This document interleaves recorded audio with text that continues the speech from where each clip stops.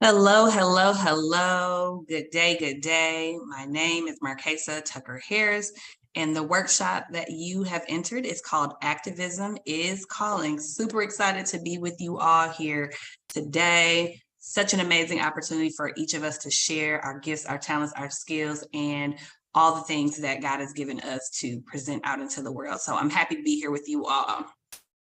So the title of my workshop is called Activism is Calling. Welcome, welcome, welcome. I have a business called Marquesa Harris Consulting. That's the logo you see to the left. And then the organization that I'm executive director of, the African American Roundtable, to your right. This picture you see front and center is me standing in front of a mural here in Wisconsin. It's actually in a suburb outside of Milwaukee called West Dallas. And if you look to the left, you see someone kind of with a scarf hanging and draping down. That's me on a mural. And it's so exciting to be doing the work here in Milwaukee. All right, so some of the objectives for today. You're going to get to know who I am, why this workshop. I'm going to share my story to activism, define activism, and then ask you the question, is activism calling you? And what can it look like? Get ready, get your beverages, get your pen, get your paper, and let's get started. All right, let's start with who am I? I like to share where I'm from. I am the granddaughter of Lonnie and Ruby Mae Tucker, hailing from Mound Bayou, Mississippi. Do we have anybody out there that's from Mississippi?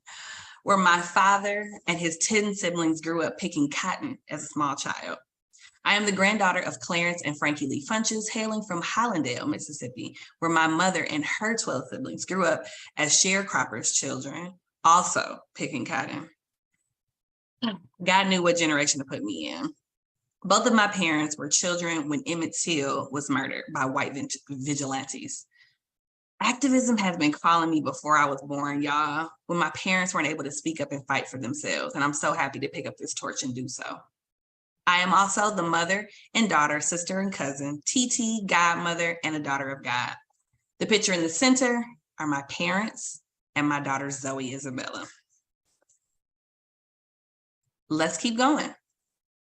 All right, so I'm from Milwaukee, Wisconsin. I grew up near the suburbs where my parents planted themselves after wanting to be far as possible as they could from poverty in the central city. You know, coming up through the Great Migration in the 70s, they wanted to be far away from poverty, but also they wanted to get away from Jim Crow laws and the mess that was going on in the South, right? Only to come to Milwaukee and be in more mess. Milwaukee, I won't say wasn't any better, but we definitely have our own issues. I grew up pretty privileged. I have to say that we were blessed to live a pretty comfortable life for the most part. My parents worked full-time jobs. My father worked in a factory. My mother worked in corporate America, and they own real estate throughout the central city. So we've had those multiple streams of income all my life. Grew up in an area where it was a mixed neighborhood, Black, white people, older people, homeowners. So just an amazing place to grow up and live, but definitely far away from the central city. Let me tell you a little bit more about Wisconsin, Milwaukee, where I'm from. Wisconsin is known to be the worst place for Black people to live. An UCLA report finds that K-12 schools in Wisconsin suspend Black high school students at a higher rate than anywhere else in the country, and has the second highest disparity in suspension rates, white and Black students. Milwaukee has the state's biggest city, suspends Black high school students at a rate nearly double the national average. It's unfortunate that, they say that Milwaukee and Wisconsin is the worst place for a Black person and to raise your Black children. Wisconsin's budget allots more funding for corrections than it does for higher education. Wisconsin also incarcerates most Black men in the country. There's a specific zip code that people talk about. More than half of the Black men in their 30s and 40s have served time. And in the 53206 zip code alone, 62% of all men have spent time in an adult correction facility by the age 34. So disturbing, so heartbreaking. A report from the University of Wisconsin-Milwaukee links the state's massive Black prison population to sentencing and policing policies that disproportionately affect Black people. Milwaukee is said to be the most segregated city in the country. This is where I'm from, y'all. Can you see why activism had to call me? So let me tell you a little bit more about myself before I get into the activism story. I left Milwaukee, went to Grambling State University, and thought, hey, maybe I will go and matriculate in mass communication. So I got my bachelor's of art because I thought I wanted to be the next Cheryl Miller. If you're not familiar with her, she's Reggie Miller's sister, an NBA basketball player who was a sports commentator. I didn't see a lot of Black women sports commentating. I thought, maybe I'll go and do that. So I did that. And I quite honestly have to tell y'all that this was something I wanted to do. Maybe not what God called me to originally, but I thought, why not try it? Amazing time of my life in Grambling. So I graduated and I came back to Milwaukee. I came back to Milwaukee and thought, let's get it in. Let's get into these media jobs so I can become a sports writer. I thought, whatever way I can get in the door. So I began working as a radio producer for a sports and news program, then got a part-time job at an assignment desk as an assignment desk editor at an ABC affiliate, WISN, and later got a full-time job at a CBS affiliate doing the same thing as an assignment desk editor. You kind of sit at a desk, you listen to all the scanners, you share where reporters should go, where photographers should go to cover the news. After getting that job at CBS 58, the ABC affiliate called me back and said, hey, we want you to come and work full-time. So I did, again, still at the assignment desk. But I realized as I tried to put together what they call a newsreel, it was not coming to me very well. And I'm a go-getter, so anything I put my hands to, I can pretty much do.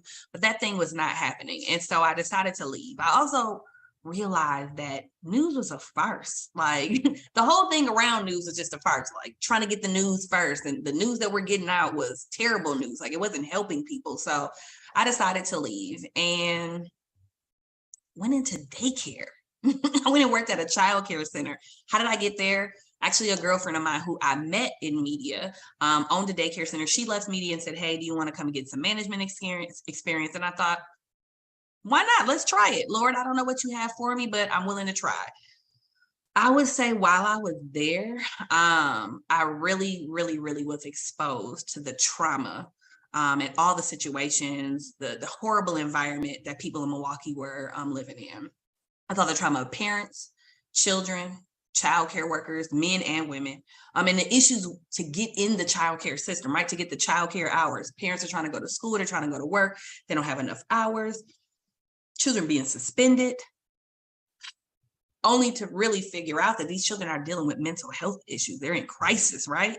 And suspending them and sending them to the daycare is not the help that they needed. So I knew that was a wake-up call for me.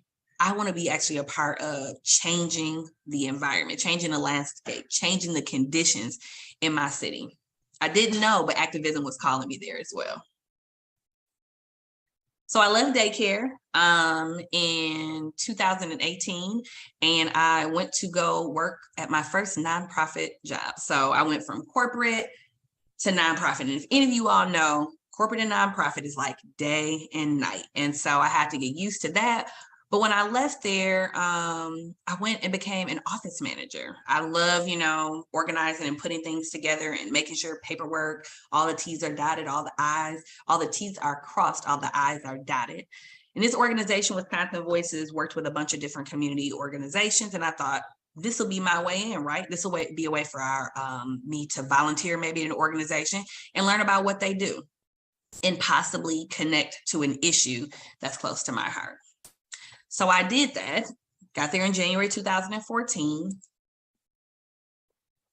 April 30th, 2014, I remember hearing a Black man, Dontre Hamilton, the man to the right, was murdered by a cop. The cop to the left, Christopher Manny, in the middle of the day, across the street from City Hall, and he was shot 14 times. I remember sitting on the couch watching a protest and seeing his mom and his brothers and other people in the community responding. I had never been to a protest before. I had never done, anything that I considered activism, but I felt a pull. I literally felt a pull off my couch one day. I hopped in the car, went to a protest, and just told the family, hey, I don't know how I can help. I don't know what I can necessarily give, but I'm showing up. I'm showing up and I want to help. And that's when my activism started. Officially, I would say, because like I said, it's in my blood, but that's when it officially began. So thankful I answered the call, y'all. So I became an organizer and an activist and fought for families who had been affected by police violence. That's me to the left at that same park where Dauntre was murdered, Red Arrow Park here in Milwaukee, Wisconsin. That was me leading a chant, and that's me to the right, supporting Dauntre's mother, Maria Hamilton, at a different protest, you know, speaking truth to power, talking about our demands, what we want, the type of city we want. And so it was a very, how do I describe it? It was a God divine moment in my life. This is me. Also, I fought for families like Jay Anderson. Jay Anderson was also murdered by a cop here in Wisconsin, actually a suburb right outside of Milwaukee called Wauwatosa. And that's me to the right wearing a shirt that says Justice for Jay. And then I also fought and continue to fight. You know, these are just some of the families for Seville Smith. He's the person to the right holding his son. And that's me to the left at a common council meeting that we disrupted when we wanted to push back against a public safety plan that the city was trying to push on us without our input. I remember that day just as clear as day. My activism had been activated at this point, y'all. So what is activism? I'm sure you've seen the protests, you've seen the rallies, you know, you've seen people advocate. And according to the Activist Handbook, it says activism means collective efforts to create change from the grassroots. And when we say grassroots, we're talking about from the mud up. We're talking about the people who are closest to the issues. We're talking about the people in the communities, the people in the neighborhoods. You might often hear grass tops as well. And that's more like the community organizations and nonprofits who work from this structure of not being in the community, but having their hands in all of these different community issues, but not really knowing how it's truly affecting people. They don't have lived experiences either. They go on to say it's a term that can include anyone who wants to work collectively to create social change. You don't have to be an expert to do this. I wasn't, you know, I went to school for mass comm. Remember, I didn't know anything about white supremacy. You know, I heard of these things, you know, I didn't know anything about, you know, structural racism and all of these other things. You don't have to be an expert. You don't have to spend every waking minute trying to do activism. You just have to be a person who wants to create change with other people. So, is activism calling you? Where do you want to see change in your community? That's the question I ask. When I ask, is activism calling you? Where do you want to see change? There's so many opportunities and spaces and places where we can activate our skills. We can activate our passion. The things they say that most concern you are areas where you can begin your activism. Some might start it in what they call the so-called democracy, environment, justice for victims of violence like me, criminal reform, housing, transportation issues, ecology, climate change. All of these things are opportunities for people to dive in. Are you concerned about domestic violence? Are you concerned about, you know, issues in education and in schools? These are also ways and places. Take a moment to pause. What are the areas that tick me off the most? Where do I want to see change? And ask yourself, is activism calling me? So, how do you begin this journey of activism? First, just say yes. Say yes. That's what I did sitting on the couch. I said yes. When I saw something that I didn't like, that I couldn't agree with, I couldn't get down with, something I knew was gravely wrong, I said yes. First thing that you can do after saying yes is find out who's fighting for the issue that you want to create change around. There's so many ways to get activated. There's people on Facebook, there's people on LinkedIn, there's people in your community. Go there, be with the people who are fighting for change. Google them. Like I said, find them on Facebook, get out in the community, go to nonprofits, especially grassroots organizations, neighborhood associations, some churches. Who and where can you find the people who care about the issues that you care about? When I said yes to activism, I didn't necessarily know like what I needed to know. Where do I need to go? Who do I need to talk to? So what did I do? Next thing is, let's get educated. Let's get educated. Let's get politicized. Let's get radicalized. Getting educated is easy as finding material to read, whether it's online. You can do old school, go to the library. You can read books on or listen to books on Audible, purchasing your own, and begin to educate yourself on the topic. Studying the topic with other people, those people that you're going to go build with, sit down and say, let's do a book club. Let's break down some of these terms. Like, I don't know what this means. We call this moment a moment of politicization and radicalization.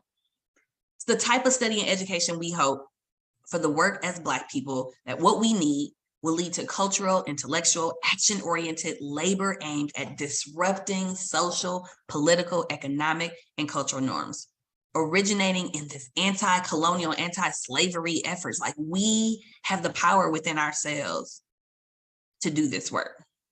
This is also the type of study and education that not only resistance against the structures that are rooted in slavery, imperialism, and capitalism, but also the maintenance of ontology, which is cultural, traditional beliefs and values. From the ship revolts to maroon communities, from abolition to civil rights, from Black power to Black Lives Matter, the major goal we should be after is a strategic action to maintain the dignity of Black people that leads to liberation of our people, whatever the issue may be. There's no way that you can't say yes to this, ladies. You have to say yes. There's so many things that we could be doing in our communities. Your gifts are needed. So I remember after, going to a couple protests and, I'm like, man, I'm just eager to learn. And so they saw me kept showing up. They saw me kept, being hungry. And so the family, along with some of the, what we call core organizers, which I'll talk about core teams later, they brought me in and they said, hey, why don't you come to our core meetings and learn a little bit more about this work that we're doing? Okay, cool. I remember getting a binder about this thick from a guy named Curtis, who was helping the family to organize. And we would have meetings for hours and hours. We'd be going through material. And that's where I was politicized. That's where I learned. I sat down with people and said, what can I do to raise my awareness, to raise my conscience, so that I am knowledgeable of the things that I need to talk about? And that's not just a one time only. Like, we're constantly educating ourselves. The conditions are constantly shifting on the ground, and we have to continue, because we know the people, the white folks, we know what they're doing. They're constantly at the table strategizing on ways to oppress us and keep us down. We too have to be on the cutting edge as well, and we can do that through education. Now that you've got some knowledge, you said yes, now you've got some knowledge. Now let's get organized. And this is to transform a group of individuals into a powerful movement. That's why we organize. We recommend you find, again, like-minded people and start organizing yourselves together around this thing that you care about. Like, I've told my daughter about it. I said, if you don't like something at school, organize around it. Talk to other people about it, see how they feel. And they said, you know what?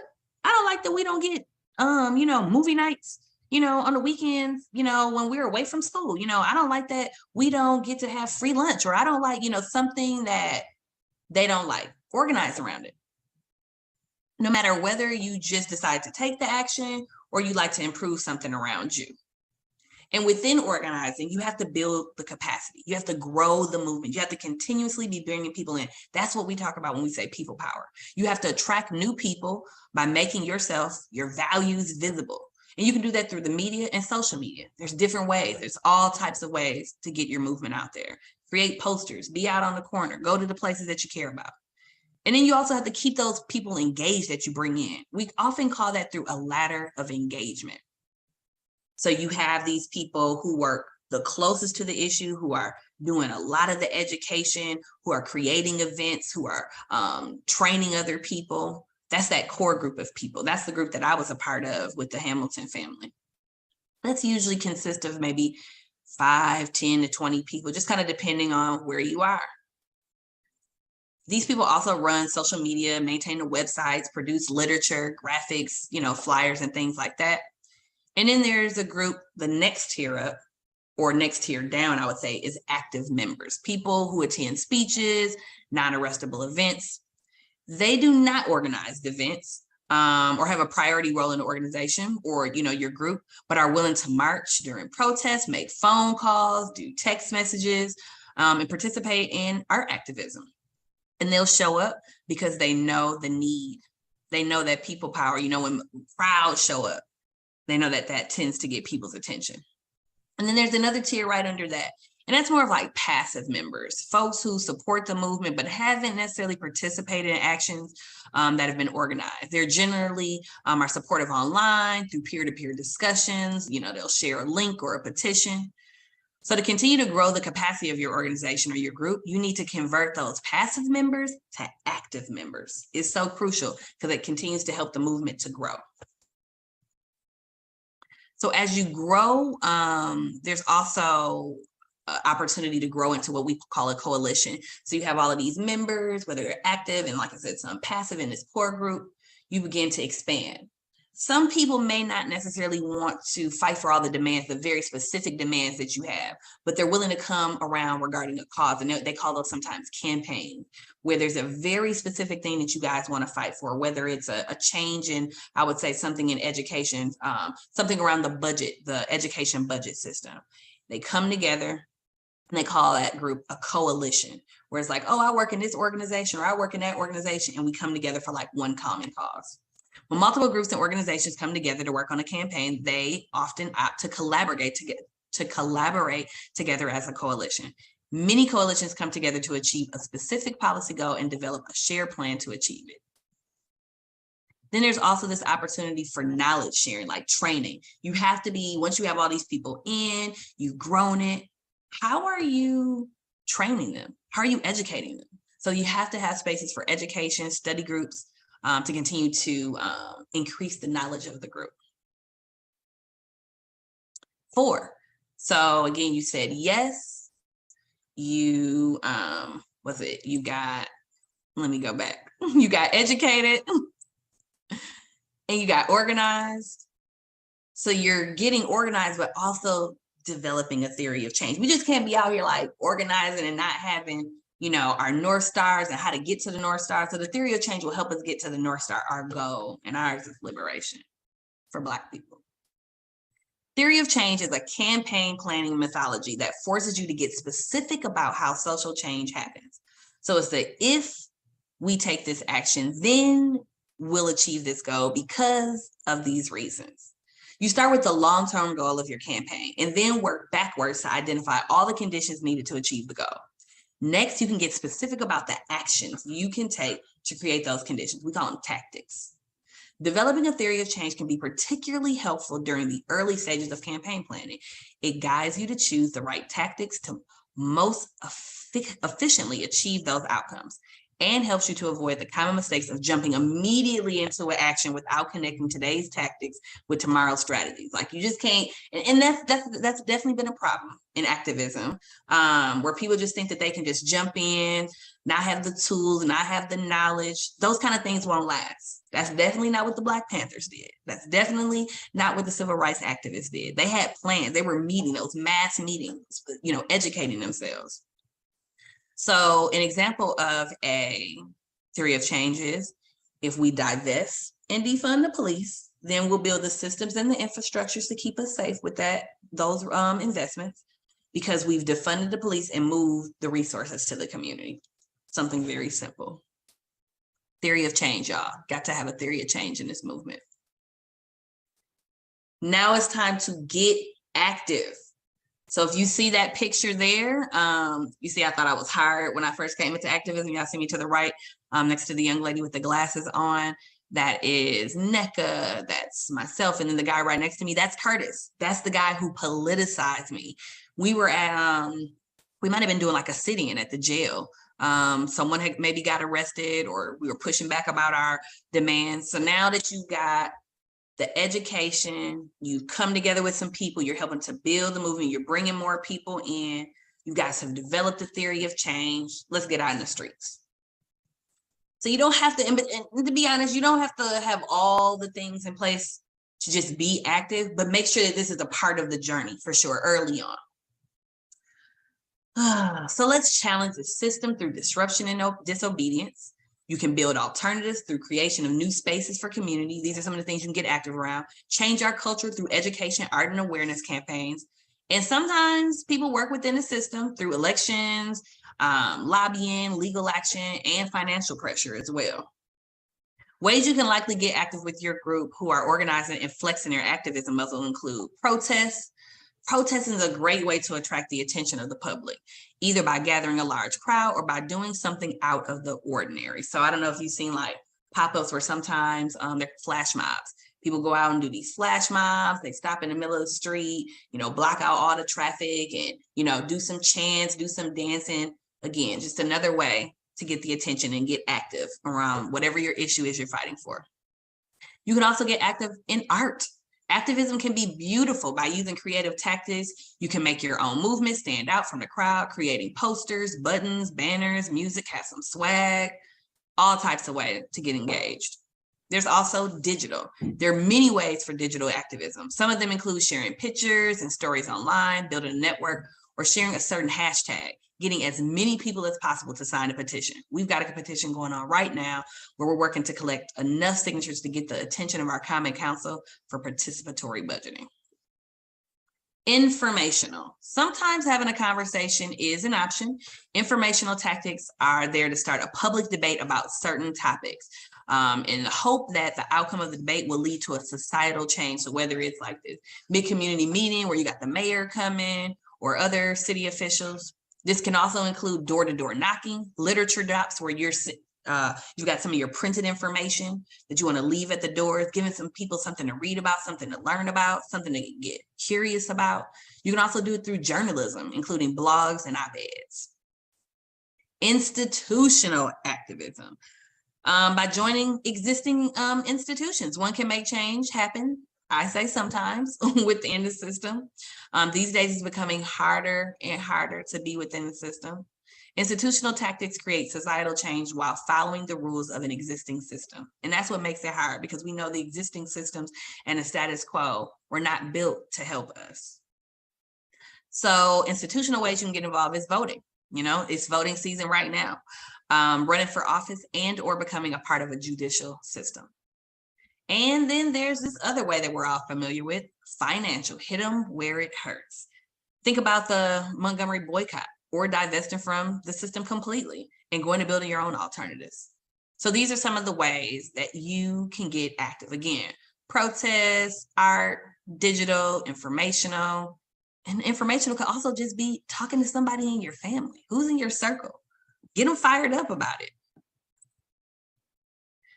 Let's talk a little bit about what can happen, though, as activism is calling. This work is hard, y'all. It's hard, it's hard, it's hard. So you need to prioritize yourself and others' well-being through this self-care and communal care. I know we hear the term self-care all the time. Sometimes it's very loosely used. But we have to ensure that we're taking care of ourselves and creating space for others to care for themselves as well. Self-care and communal care can be defined as those activities that are done to improve your and those around you's daily life. That improvement can be emotional, mental, social, spiritual, or physical. So some of the ways, I have some things listed here of ways that you can actually care for yourself. And I'm sure some of these are familiar. Disengage from social media. It is okay not to engage with trolls or just to take a break, period. Take a break from your phone. Take a break from watching the news. I don't even watch the news anymore. I go and find my own news, but watching the 5, 6 o'clock or 10 o'clock news, it just was not good for my mental health. So I've disengaged. Give yourself permission to say no. Who's still working on saying no? I know that I am. I have to continuously remind myself that you can't do it all and the work is going to be there. And that's why it's so important for me to develop leaders.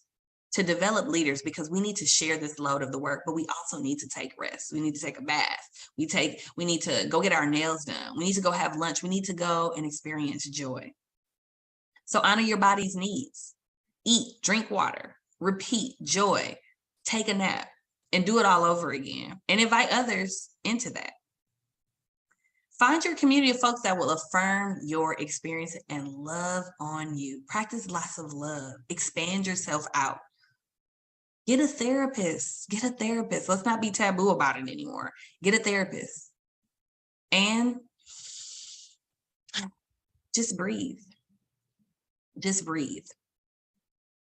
How will you know if you're not getting the self-care you need? Here's some things that could cause burnout.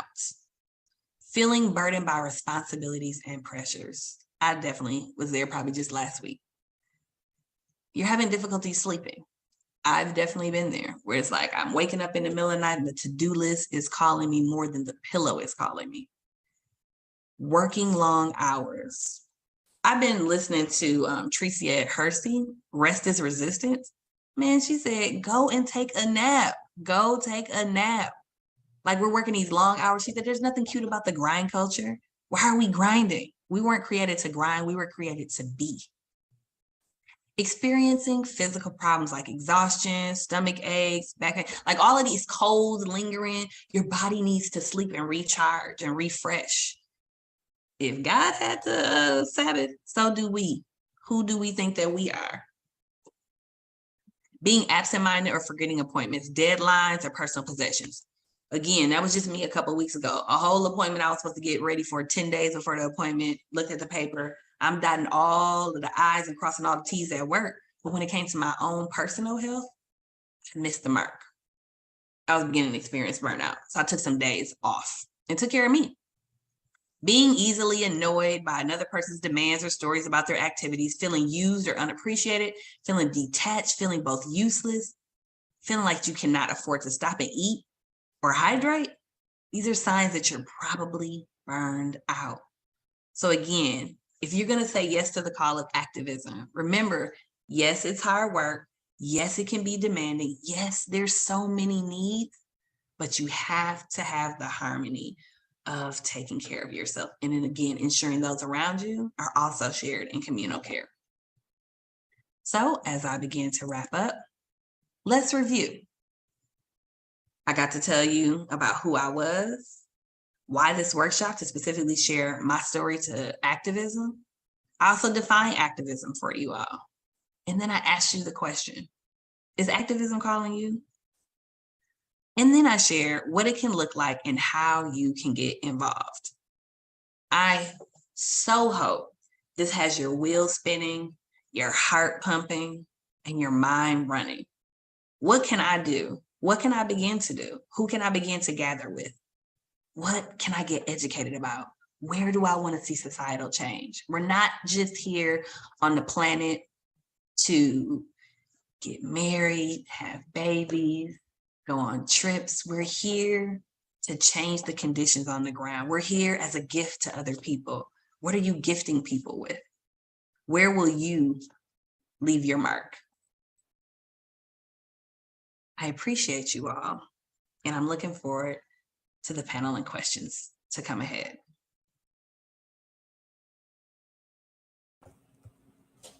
So good, Marquesa. Thank you so much, sis. Can you hear me? I can hear you. I don't know why my camera is not working. Take your time, sis. Take your time. People are lighting it up with hand claps and hearts and comments.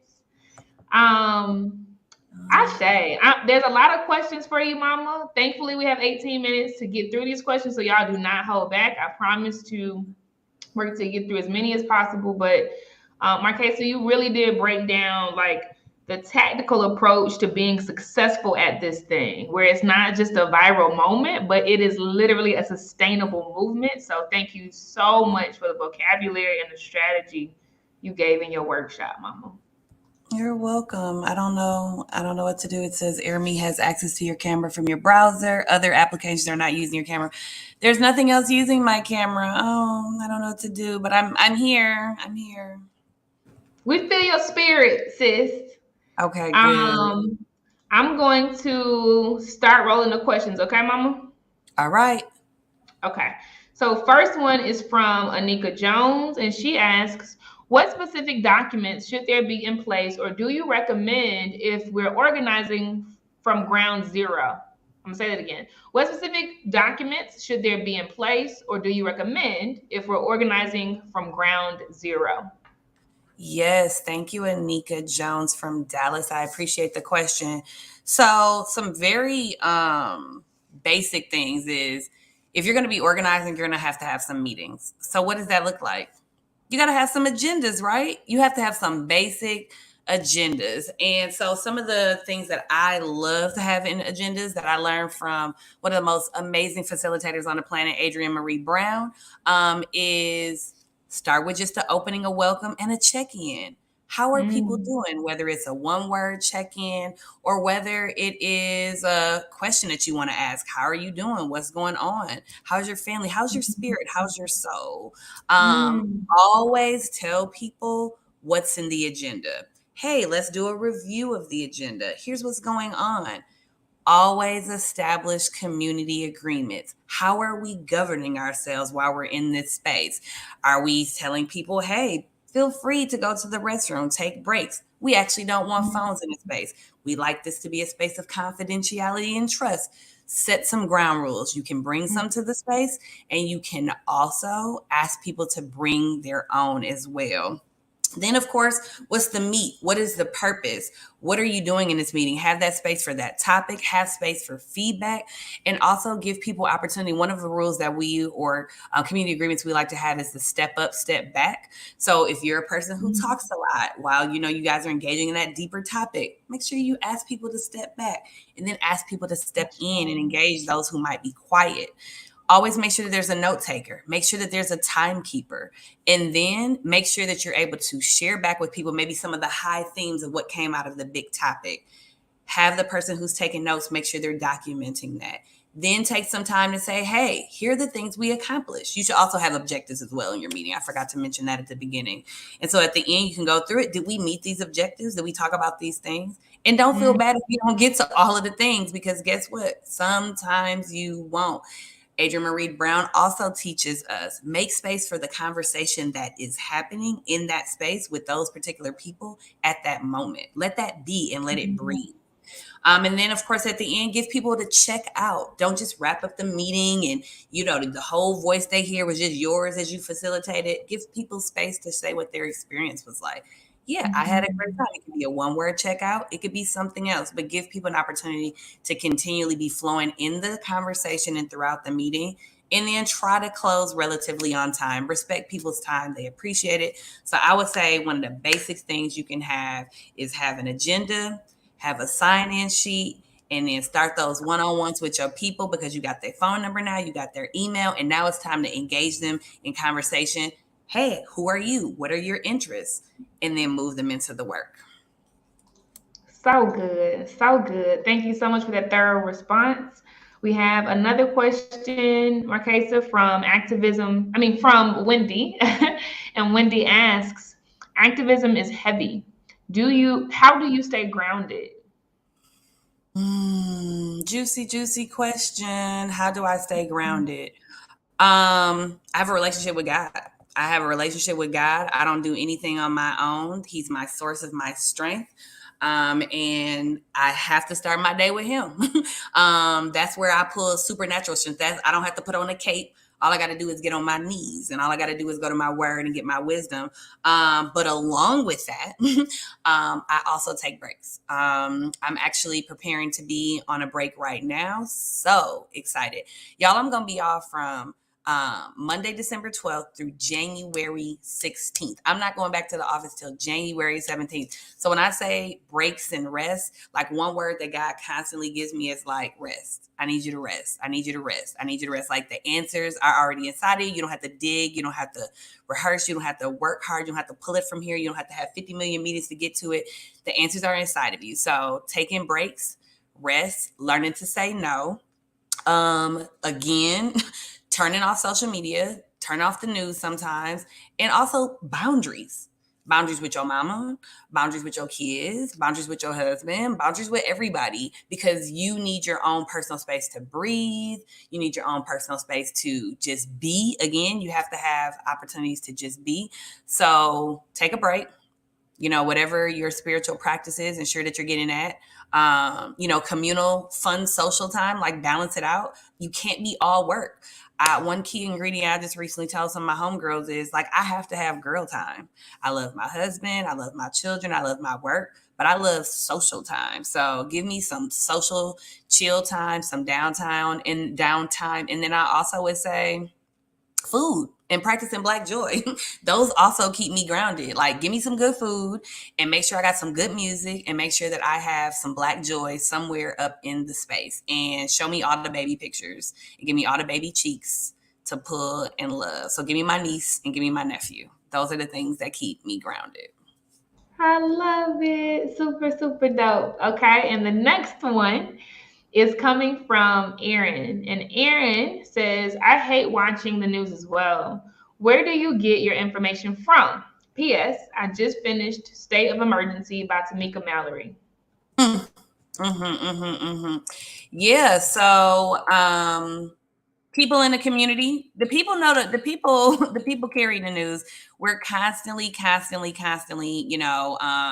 in communication with people, whether it's through Signal app, which is an app on your phone that you can have some encrypted conversation. So it's really being engaged with the people on the ground. You're always going to know what's going on in your community if you're in touch with the people in your community. And so people are texting me. And when I do go on social media, when I'm not on breaks, I'm utilizing social media. Like, there are people in the community that I know are in the know. I know that they're in the news. And then also just sometimes it's doing your own research. YouTube, you can definitely find some good stuff. I'm not gonna lie, TikTok has some stuff too. You know what I'm saying? You have to eat the meat and spit out the bones. But sitting down and watching CNN, CBS, NBC, I'm not going to do that. But what I will sometimes do is go and just see top lines. I'm not going to dig too far into the stories. I also find neighborhood news sources. So there's a neighborhood news source in Milwaukee called Neighborhood News Service. They do more community oriented news. There's a Black woman, Nakia Stone. She has a paper called Carved in Stone. And then guess what? Create your own news. Like, my organization, we're hoping to get a youth podcast started, and they're going to be doing the news. You know what I'm saying? So give people options, find out in the community who's got the know, who's got their ear to the ground. Stay connected to those people. Create opportunities to create your own news. Write your own news, your own blogs. Find out people in the community who are writing their own blogs, who are doing social media lives, who are talking to people about what's happening in the community.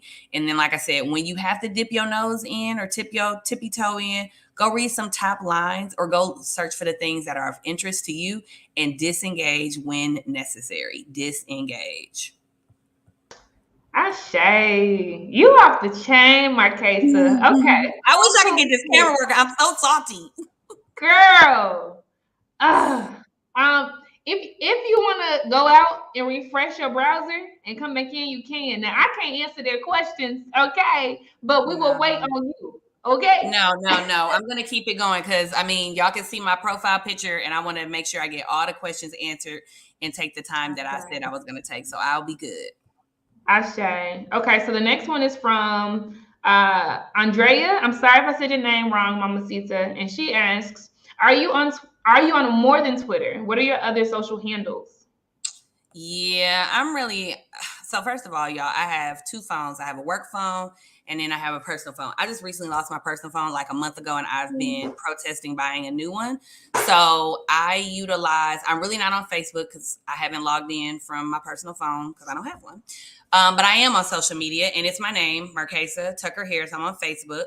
And Instagram, I'm on there again, just very rarely. And that's the THE, the number one alternative.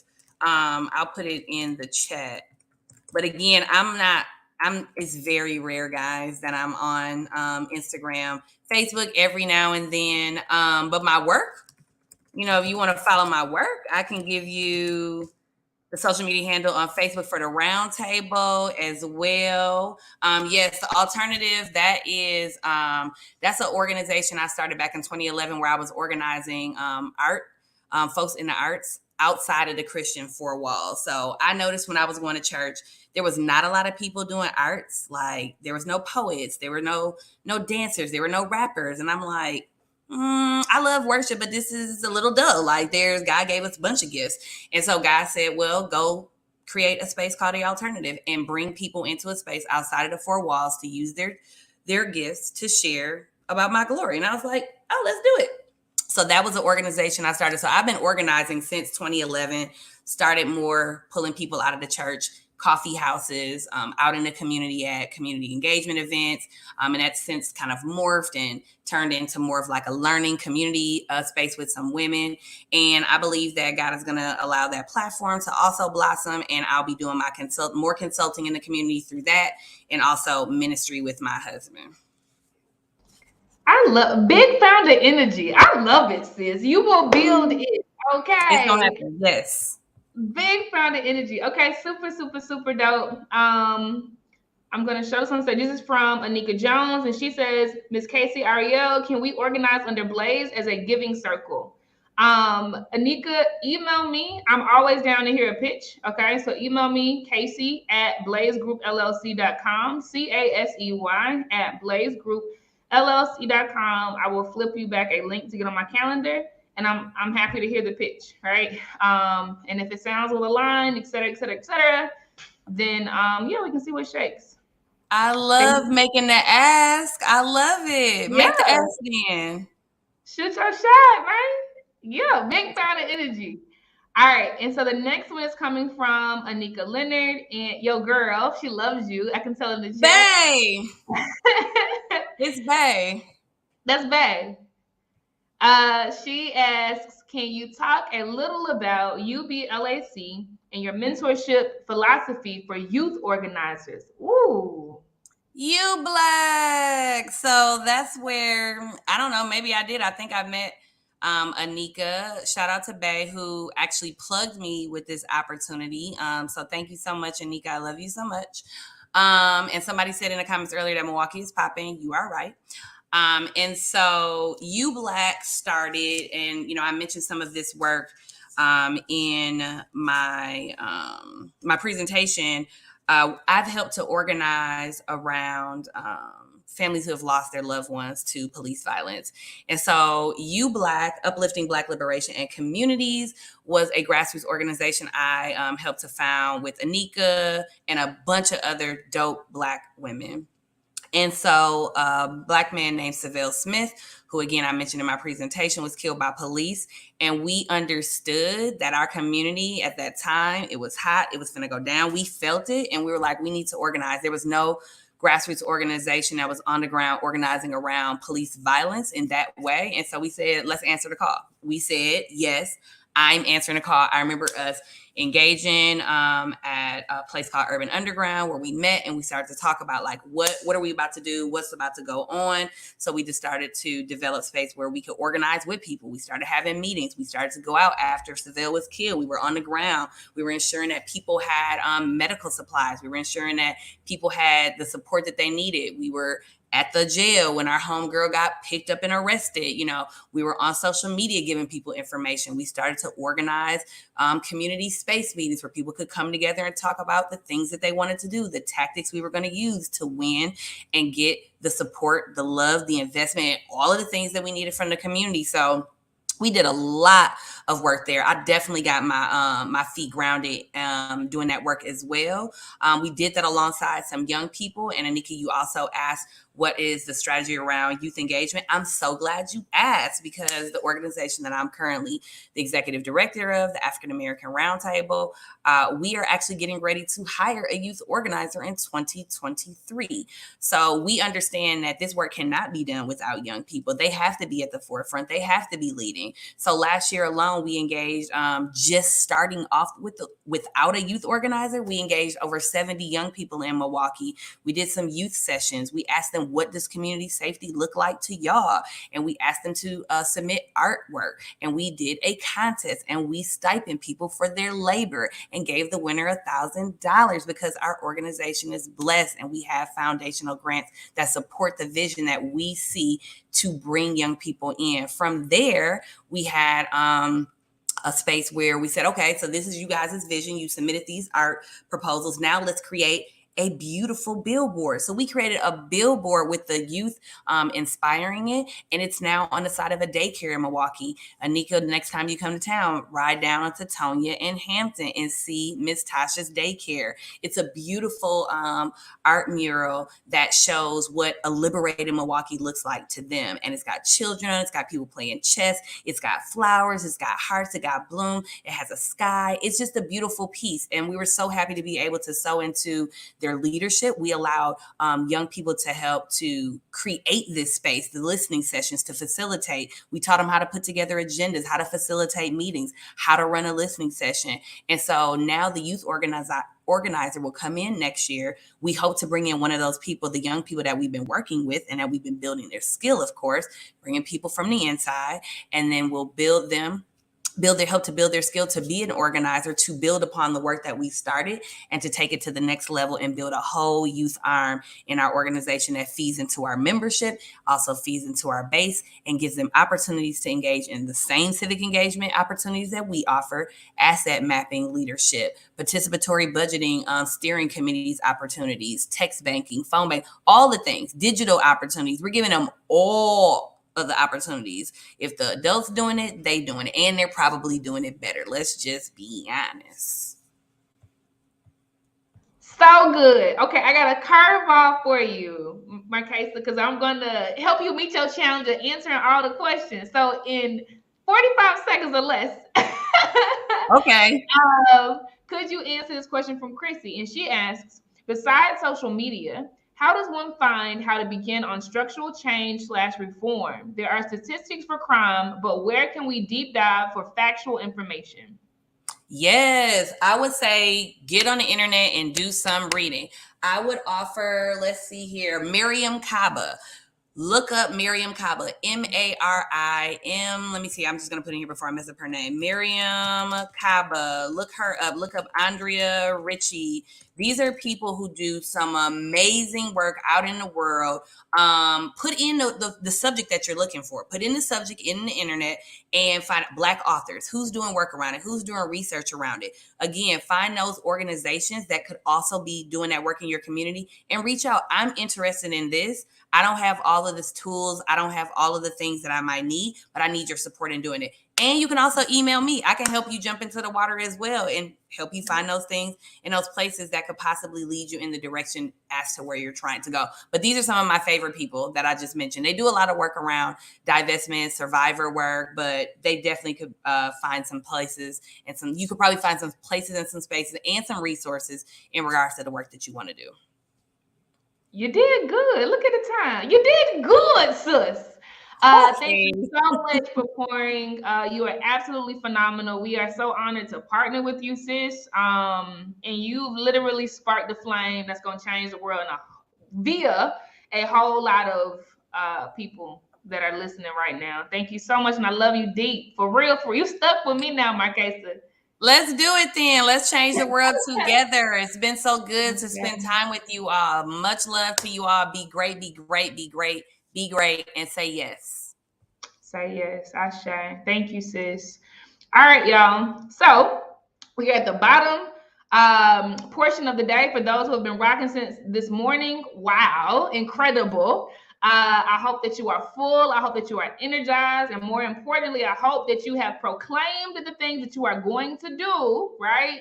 And have taken these actionable steps, okay? All day. Rakita said she did what she did, and she showed up and 2 people were there and just kept going, right? And we've heard over and over and over and over again about how founders have showed up to solve real problems, and they keep showing up, right? And we've showed up for them, right? The black and green list spreadsheet that Yvonne created. Appreciate you, Yvonne. She's dropped it in the chat, or I've dropped it in the chat for her. Okay. Add your ideas in there. Obviously, that was coming through in the chat, and I will flip it over to Dr. Kristen. We're going over to hear from our girl Anika. Okay. She's about to do a Blaze talk to end our slate of speakers for today. And it is called Cozy, Might I Suggest, ... Okay. And then Neff is going to close out the day with a journal wind down session called Chakra Alignment, because we got a journey, y'all. Okay. So have your notepads and pens or pencils ready for that. I'll see y'all in Anika's session right now. Peace.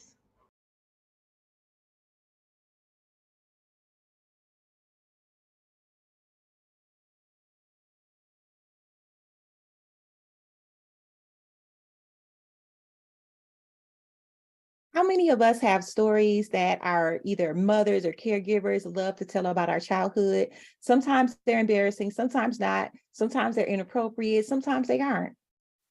So if you're anything like me, like you have a gang of stories that have been told to you that you can almost recite, right? And so I have a couple stories in particular that I'd love to share with you. One of them is that, I have an older sister. We're about 12 months apart. And my older sister basically came out of the womb talking, bossing everybody around and drinking coffee, right? And in comparison, I could not talk, basically. That is the thing that is like etched in my memory. I was told that I would try to have conversations with my mom and with, pretty much anyone who would listen. And in comparison to my sister, like people didn't understand me. Like they just thought I was cute. And so like my take on it is like they just pacified me like we, do sometimes with young people, like, oh, okay, you're so cute, look at her trying to talk kind of thing, right? And so basically, I was like so behind, like in comparison to with my sister, that my mom actually had me evaluated and they found that there was nothing wrong with me, but I had a couple theories. I had a couple theories about like, just like why, folks couldn't understand me. And I was also reminded, like when I think about that story, I think about the power of the tongue. Like, what does it mean when you're telling a young person that they can't talk? And, fast forward years later, here I am doing a Blaze talk, and imagine the journey that I had to do to get to this place. Another story that my mom loves to tell me is, and everyone else who would listen, I would say, is the story about me basically locking myself in the bathroom. And in the bathroom, once the fire department came and knocked down a door, they found that I had surrounded myself with maxi pads. Like they were just all over the walls. And, like that is funny, it's embarrassing, it's a number of things. And when I think about this in relationship to who I am now, I think that, maybe there was something deeper going on to that, right? Another story that my mom tells is that like I loved to eat dots. I know it's weird. I don't know where I got this from. I don't know like where, like, I don't know, right? But apparently I would, like see a dot, like a random dot, right? And I would touch it and then eat it. And so this was something that my mom would have me reenact up until this day. She's like, Anika, there's a dot. Do it. Do like you were when you were a little girl. Eat that dot. Eat that dot, Nika. And like any good daughter, I would eat the dots, right? Like my mama want me to eat the dots. I'm gonna eat the dots. And they hurt nobody, right? But these stories, like they're funny. They are, somewhat painful when I think about some of the things that were going on when some of those things were happening. But most of all, they, they basically have a lot deeper meaning. And I'll come back to the Dot story, and I'll come back to the other the other two stories that I've shared with you as well. My name is Anika Leonard, and I am the CEO of Priceless Insight. Our mission is to uplift the experiences of Black women, girls, and youth who are impacted by violence through prevention, intervention, and leadership development. I am the mother of a 27-year-old and a 26-year-old. Yes, I was a teen mom, and Black don't crack. I am the auntie to about 16 young people, and I am a community auntie that will pull up and spin the block with that energy. I have a number of experiences that help me connect back to my work with young people, and that help me come back and connect back to community. So back to these early childhood experiences, they were connected to something deeper, specifically the impact of violence and trauma in my life. I learned that basically these experiences helped form some of my earliest core beliefs. And then they got together with the way I was socialized to be a Black girl in America. And boom, you just had this creation of this person who, I'm still unpacking who that person is today as I reclaim who I'm supposed to be. So with the MaxiPass story, what I didn't share is that there was a lot of arguing and a lot of things going on in the house that I just couldn't understand in my 4-year-old brain, right?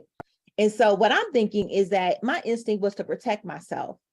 And I connect that to how, sometimes even as an adult, we're socialized to really protect everybody else. But in that moment, little Anika knew that she needed to protect herself. I also connect those stories back to needing to prove myself and overextend myself.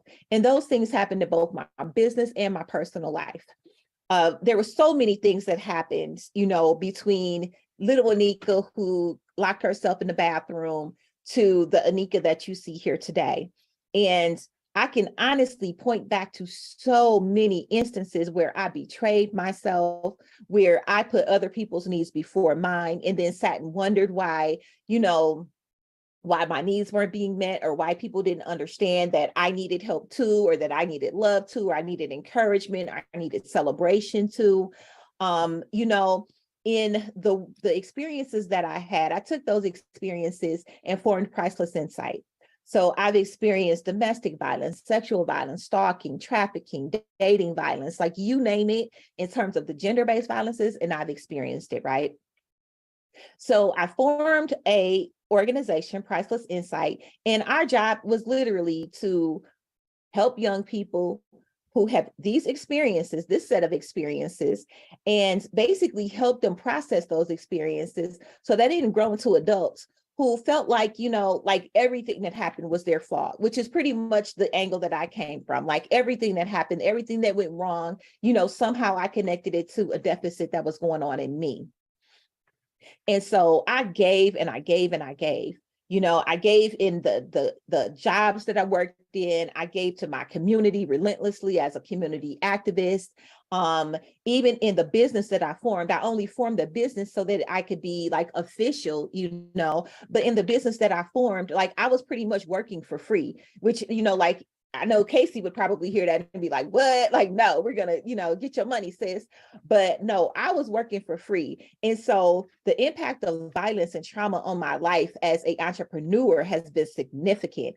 And I'm just learning this now. And I feel like it's very important to go back and to let other people know how it's impacted me, so that if you see these things showing up in your life and in your professional journey and personal journey, by the way, because, it's not like we can really keep the two separate. But if you see these things showing up, I have some suggestions for you, sis. And I also have another story for you.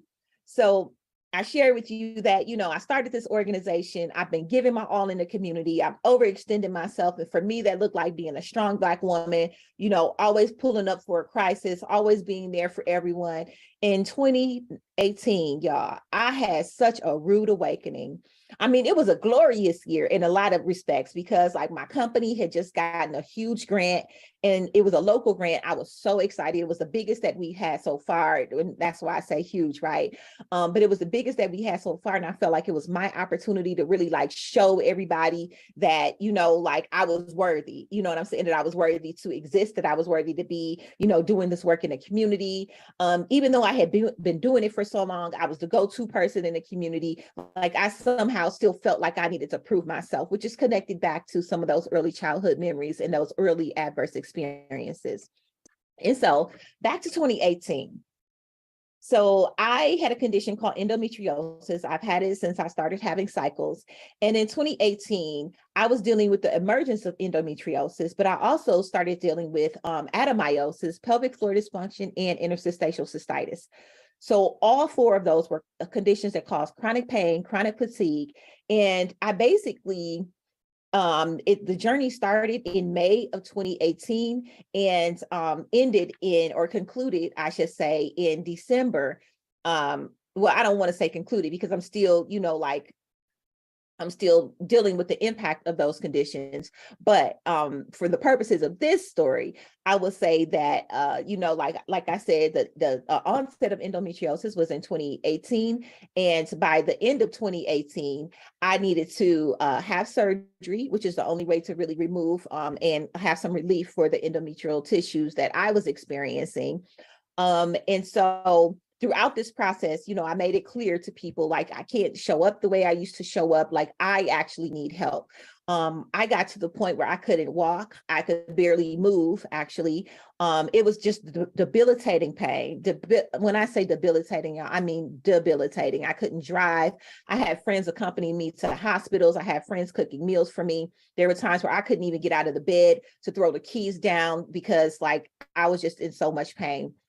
And so my community really, really stepped in for me. And so that's another thing. Sometimes when you experience trauma, you know, sometimes you feel like you don't have the right to ask for help or you don't deserve help. But might I suggest that you ask for help when you need it? And that if you are turned down, that you keep asking, because somebody out there recognizes who you are and what you're doing, and they will step in to help you. So don't give up if you ask for help and find that, you know, no one in your immediate circle will help you. Because I mean, sometimes it's like that. So in December of 2018, I ended up needing surgery and had the surgery. Was in all this time, I'm battling with the doctor. I'm battling with ER doctors, with my personal doctor, with everyone in the medical industrial complex, because I was in so much pain and they basically did not believe me. And it was a very, very basically a horrible experience. Like, I wouldn't wish it on anyone, but it's the tale of many Black women who have chronic conditions like that, you know, lead to chronic pain and fatigue. So I ended up having my surgery and I was telling my doctor, like, I really need you to check some, you know, like something's going on with my intestines. And this must have been spirit, right? I'm like, something's going on with my intestines. I don't know what, but I need you to promise me that you're going to check my intestines. They ended up checking my intestines and needing to do an emergency surgery inside of my surgery. I stayed in the hospital for a couple of days, and after my hospital stay, I was sent home, and none of my family and friends came to stay with me, you know, for the next couple of days after that. So that's when being a strong Black woman goes wrong. I could not believe it. Like, I literally woke up in pain, in so much pain in the middle of the night that I was frozen, right? And I called everybody and cussed them out. I'm not gonna lie. I said, how could y'all send me home by myself? Knowing all that I've experienced to get to this point, and knowing that, you know, I just had this surgery inside of a surgery. Like, how could you send me home by myself?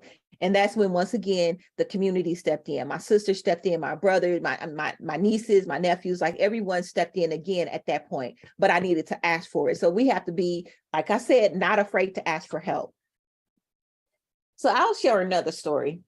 Last week, well, this is December now, but in fall, early fall, I was visiting Milwaukee and I used my mom's car.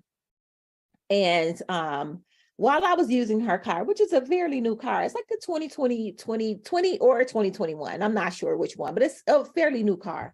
But I'm driving it and I start to smell something funny. I'm like, what is that, right? And I'm thinking nothing of it, but I'm like, okay, I definitely got to tell my mom I'm smelling something funny. But by the time I go to pick up my mom, I'm on the highway to pick up my mom from work. And I see that, her car is not only smelling funny, but it's starting to sound funny. I'm like, oh no, I've been here before. Her engine is about to lock up. That was oil that I was smelling, right? So I'm freaking out. When I say I'm full blown freaking out, I am crying. I call her. I'm like, Mom, your car. I'm on the highway. I'm scared. I finally get the car off the highway. I pull over into a, this part of town. I'm nervous about that as well. And I end up being, like my mom calls the car company and they get it towed. And I'm basically like standing outside at this point, but I was crying my eyes out, everybody. Like I said, I was freaking out. And I had a moment where I realized like, wow, I am really here crying and having a fit because, like, first of all, who wants to drive someone else's car and have it break down on them, right? Like whether it's your fault or not, right? I didn't want to create a hardship on my mom, but more importantly than that, I didn't want to create an inconvenience for my mom. And in that moment, I realized like I have literally spent my whole life trying to be perfect for her, trying to not be an inconvenience for her because she has so many things going on, like trying to raise us on her own. It was 4 of us. She tried to raise us on her own. She dealt with some, like some bad relationships, and I was really trying to be the perfect child for her. And that was the root of like codependency and people pleasing. And can you imagine how, if those are some of the things that I learned early on, what it is like to try to run a service-based business with codependency and people pleasing as some of your core beliefs? It's impossible. It's almost impossible. And then add to that, I had a grandmother who at 12 years old told me that nobody wanted me, that no one wanted to have me, basically, that my parents wanted to abort me. And that takes imposter syndrome to a whole nother level. So let's wrap this up. Okay, so I can't speak. My instinct was to protect myself and no one wanted me. And I also connected the dots. So in connecting the dots, here's some things that I will say, just to bring it all full circle. I internalized a lot of those adverse childhood experiences, and they helped me create a version of me that I needed to survive. And in that version of me that I needed to survive, I was great in some areas, and I was like learning and unlearning in other areas, right? Like there was like this whole like gamut of me that, like I felt like I needed to change, that I felt like I knew I could do better, but I didn't have the tools to access. But here are some things that really helped me. Remembering that my voice matters. Like some people are committed to misunderstanding me. And I didn't really understand that as a child, but now I understand it as adults. Some people do not have the awareness, they don't have the self-awareness, and they don't have the ability to really understand because they could only meet me to their level of awareness. The other thing I realized is that your mistakes can serve you. That we have to honor our grief, honor like who society said we should be, who our family said we should be, and who those traumatic experiences said that we should be, while stepping into who we are, right? Always ask for help. There is always help available. Pray to your higher power, God, whoever it is, your network of bad blaze, besties, like there are so many people out here who are willing to help you. Ask for it. Talk to yourself. I talk to myself all the time. I talk affirmations to myself. I speak life into myself. These are some of the things that have helped me get to where I need to be. Also, familiarize yourself with the habits of white supremacy, because we are Black women who are paving a way for other Black women in a world that we were not meant to survive. So, sis, familiarize yourself with the habits of white supremacy and how they show up in our lives, so that we can navigate them properly. And also, might I suggest we get comfortable in the skin that we are in, because we are fabulous, we are beautiful, we are taking over, you know what I'm saying? We are paving the way for young, brilliant, beautiful Black girls and femmes and gender beyond and gender expansive youth to come after us. And we've got to get comfortable so that we can create space for them to live in the fullness of who they are. Thank you.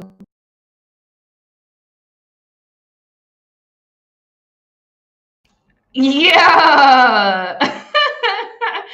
And it's the way she always drops the mic, right? Anika, I'm bringing you up, mama. Yeah. Come on up here, girl. Hey, everybody. How you feeling? I'm feeling good. I'm feeling like that was me. That was you. You that girl. Okay. I see You that me. girl. I love your earrings. You know, a little something. I ain't I gonna say love nothing, but it. yesterday it was my business on my earrings and a price tag. Dang. I'm a grab. And I ain't even. Dang. Next Yeah. time. Next And it was by a time. black woman.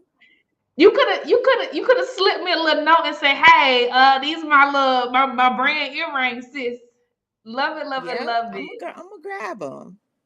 I say, okay, y'all. So we have Anika for another 8 minutes. All right. So drop your questions or raise your hand. Okay. I want her to be able to answer all of your questions and or receive all of your flowers. I'm so proud of you. That's all I got to say, sis. I'm just so proud of you for taking up all of the space again and again and again. You're killing it. You're welcome, beautiful. You're Thank you so welcome. much. This has been an incredible experience. Like, No shame. No yeah. shame. Thank you. Look, Lindsay has raised her hand, so I'm bringing her up. Lindsay, you have the floor, sis. Oh, my girls. Hey, y'all. I don't have any questions. I just wanted to come and bring you both your flowers. You know, obviously, everyone in the chat and who has attended the summit has been full just of the goodness. Anika just had me back to back today, yesterday, and just seeing you just shine in your most authentic self. It's just so beautiful to see, and especially having personal relationships with the both of you. It's remarkable. I am getting fed, you know, over and over and over again through you ladies. So thank you for showing up for us. Thank you for showing up and caping hard, as Casey was saying, for Black women all over the world. We need y'all. Continue to take up space. Like this was a phenomenal talk, but just thank you both just for showing up and for doing this for the culture. You go first, Anika. What you got to say to that? Tears. So for y'all who don't know, I met Lindsay around this time last year. When I was desperately seeking community and friendship, and Casey had a podcast and we met like through the podcast as well, and just have been connected ever since. So Lindsay, just to have you on here saying it, I'm like, yes, my sis, like, thank you so much. Thank you. You are an incredible person, just beautiful inside and out, you know.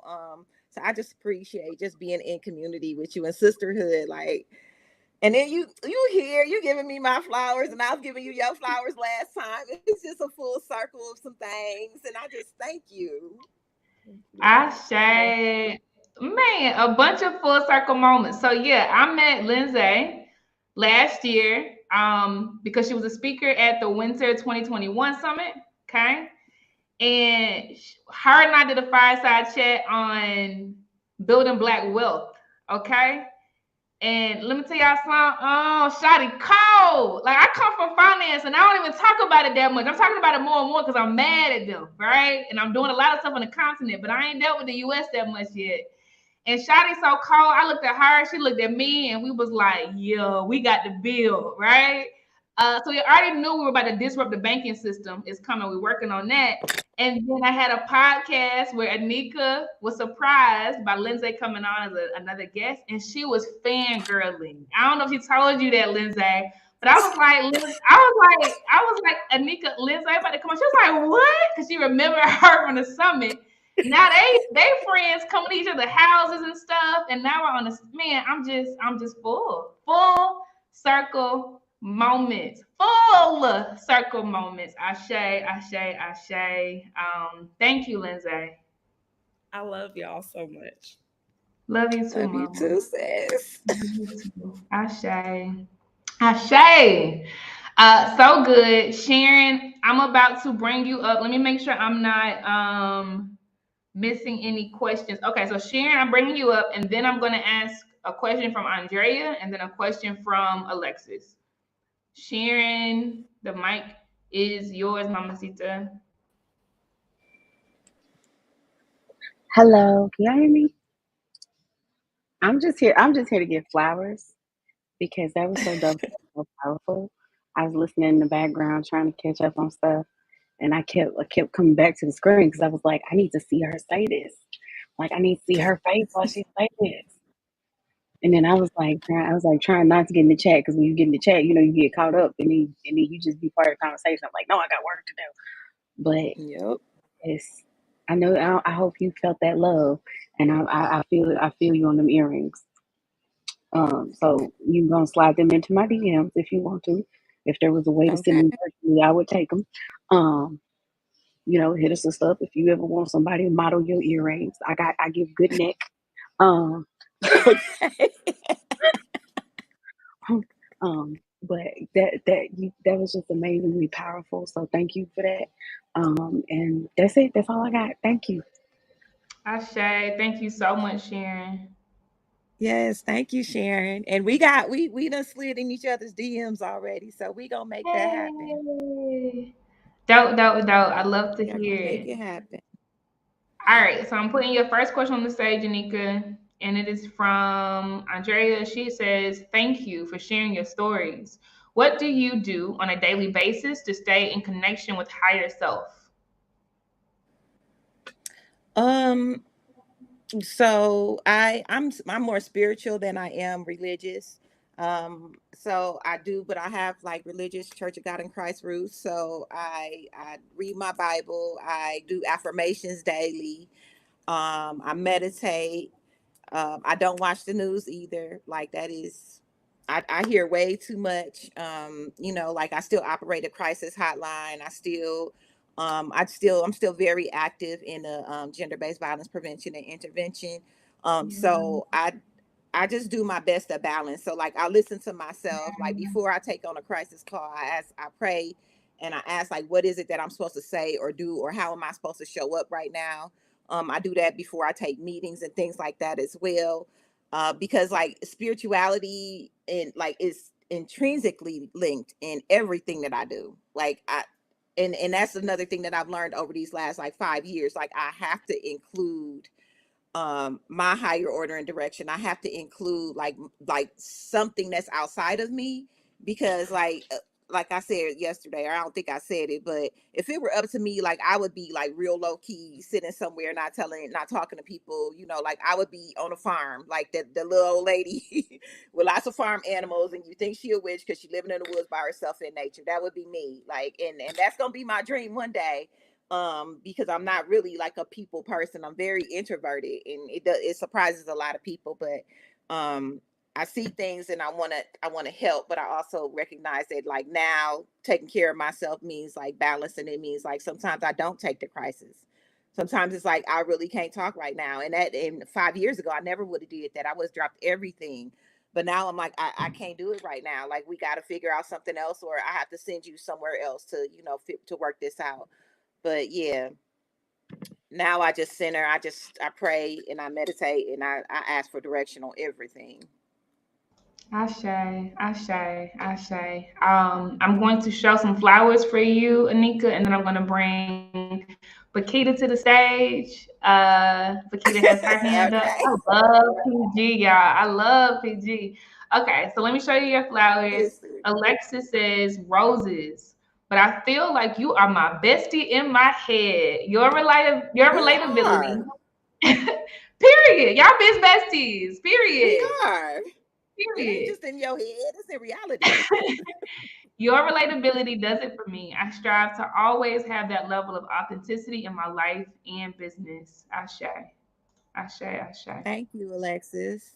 And that's where we as Black women, like I was talking, first of all, Casey, I have some friends who are just like blown away with this platform that you have created for us, right? Really? And like one of my friends was like literally like crying last night, talking about like the stage that and the presence that you've created for us, and how Wow. we are literally like we are paving the way for the new future. Like this is it's over for all of the ways that we have been exploited, you know, like for all the ways that we have been manipulated and just like pitted against each other. Like all of that is over, and my friend was recognizing that, like, y'all are literally leading the way. And I'm like, yes, it's so dope. And I was telling her about the way you have the leaderboard where you get points for supporting other Black women. I'm like, listen, y'all don't know the levels to this. And she was like, she an Aquarius, ain't she? I said, yes, she is. I am. Yes, she is. Yes, she is an Aquarius, and we are literally creating the systems that are going to help us like maintain our community and maintain our own sanity and wellness as a people. So, listen, we besties already, Alexis. That's all I got. We besties already. And one more thing. If all of us can make sure that we start following each other, like go through your attendance list, follow everybody, like we could get our clouds up for our business just through the platform that we have here. So make sure y'all following everybody, speakers, and not just speakers, but also all of the participants. I'm going through. Send me out information. I'm gonna go through, and I've been trying to do it on my own. But yes, we can build each other's brands, literally. I got chills.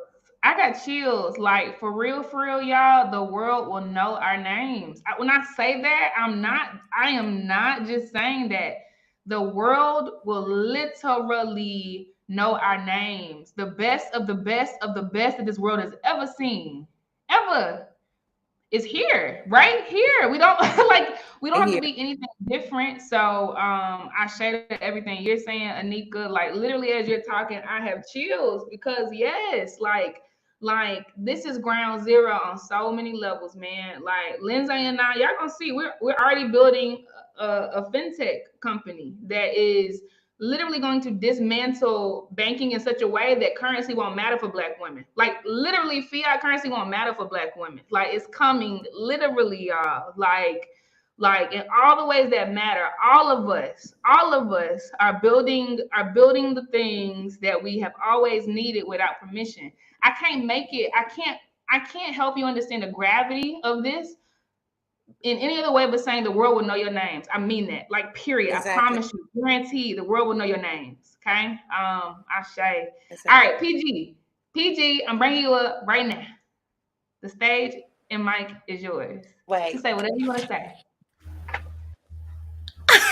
Right. As soon as we just gonna have this set up. Hilarious. Hey. Look, I'll be on it. I'm for real. It's full. I love it. Hey, ladies. Anika, I'm so, my heart is racing. I'm so proud of you. Casey keeps referencing what a difference a year makes, but I want to say what a difference 6 months. We just hung out in the summer. What a difference 6 months.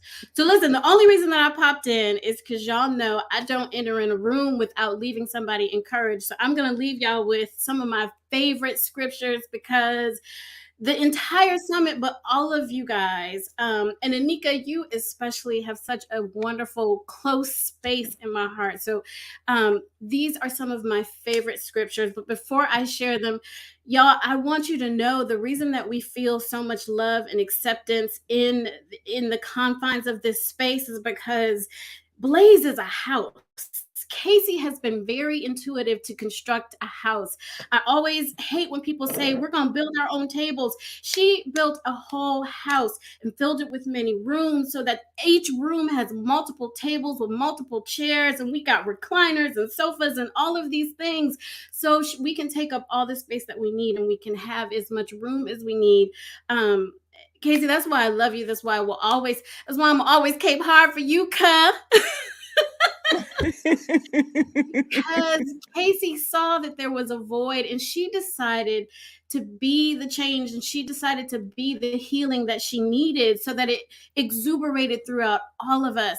And sometimes I think the disconnect with what we go through is we hear so often people say that hurt people, but that's a choice. Hurt people don't have to hurt people. Hurt people can learn, and then hurt people can heal. And that's what Casey chose to do. That's what Anika does. When you sit and have intimate conversations with these ladies, you get to experience their pain and their triumph because they refuse to get stuck in the moment that they were. They want to keep elevating and pull us all along with them. So these are my favorite scriptures, y'all.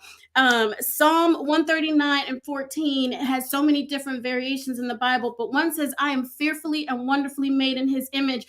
But in the Message translation, it says, thank you, God, for making me so wonderfully complicated. Y'all, we are so wonderfully complicated. There is nothing unique about us. We are as diverse as a fingerprint. And so don't ever let anybody discourage you or make you feel like whatever you've gone through has invalidated you. That only solidified us. That made us great. It made us different. It made us strong. I don't believe in calling Black women resilient because it creates a narrative that we don't ever get tired and we don't need to be soft and we don't need to be loved. We are blossoming and ever evolving and changing, and we are thriving. And sometimes we are ugly and we are mean and we are hangry and we are grumpy. We are all of the things. And that is why we're supposed to be that way, because we're so wonderfully complex. My other favorite scripture is that everything starts with a good intention and the rest is up to you. That is Psalms 115. Y'all, everything was already seated inside of us. So anything that we want to accomplish, anything that we want to be, anything that we want to leave in the earth, it's already in us. We just have to do it. We just have to be it. We just have to say it. I love you so much, Anika. I'm so proud of you. Casey. I love you too. Thank you. Girl, this is year 2, y'all. Y'all would think with the level of excellence that Casey has put on this summit, you would think that this was 10 years in the making. Y'all, this was just a dream from a few months ago. This was a dream from a few months ago. I caught her when the dream was like in process. And I gravitated to Casey's spirit because she spoke to something in me. I'm 48 years old and I am still in corporate America. Casey spoke to something in me that I had never seen before. Making space for Black women so that we don't have to have this survivor get voted off the island mentality. There is more than enough room for all of us. So my quest this year has been to make sure that when Black women come through my desk and they're being interviewed for jobs that they're not qualified for, no, we not tossing their resume out. We bringing them on. We developing them. We bringing them on the team. We're going to teach them what they know, what they need to know. We're going to coach them, and we're going to make sure that they have access to the same pot of money that mediocre white boys who barely graduated from high school get to. And that is what I have been doing. That has been my mission and admonition within the corporate workplace this year. And I'm seeing changes. We have hired, I want to say within the last 90 days, 5 Black leaders, 5 Black leaders in my firm. All because I refuse to let them push those resumes to the side. Y'all, take up space, make room, and pull each other up. Pull each other up. That's what Blaze is all about. That's why Casey built this house. That's why Anika popped in last year. That's why Lindsay popped in last year. That's why I popped in last year. Y'all, this is not by happenstance. God does not do chance. All of this is a divine assignment. So take your assignment, take your place, fill in the gaps, be who you want to be, and don't be your experience. Be the end result that you want to see. I love y'all. Mwah. I love you too. Thank you for preaching. Yeah, stay right there now, Paquita. Listen now. Listen now. Listen now. Listen now. Get a case. Listen now.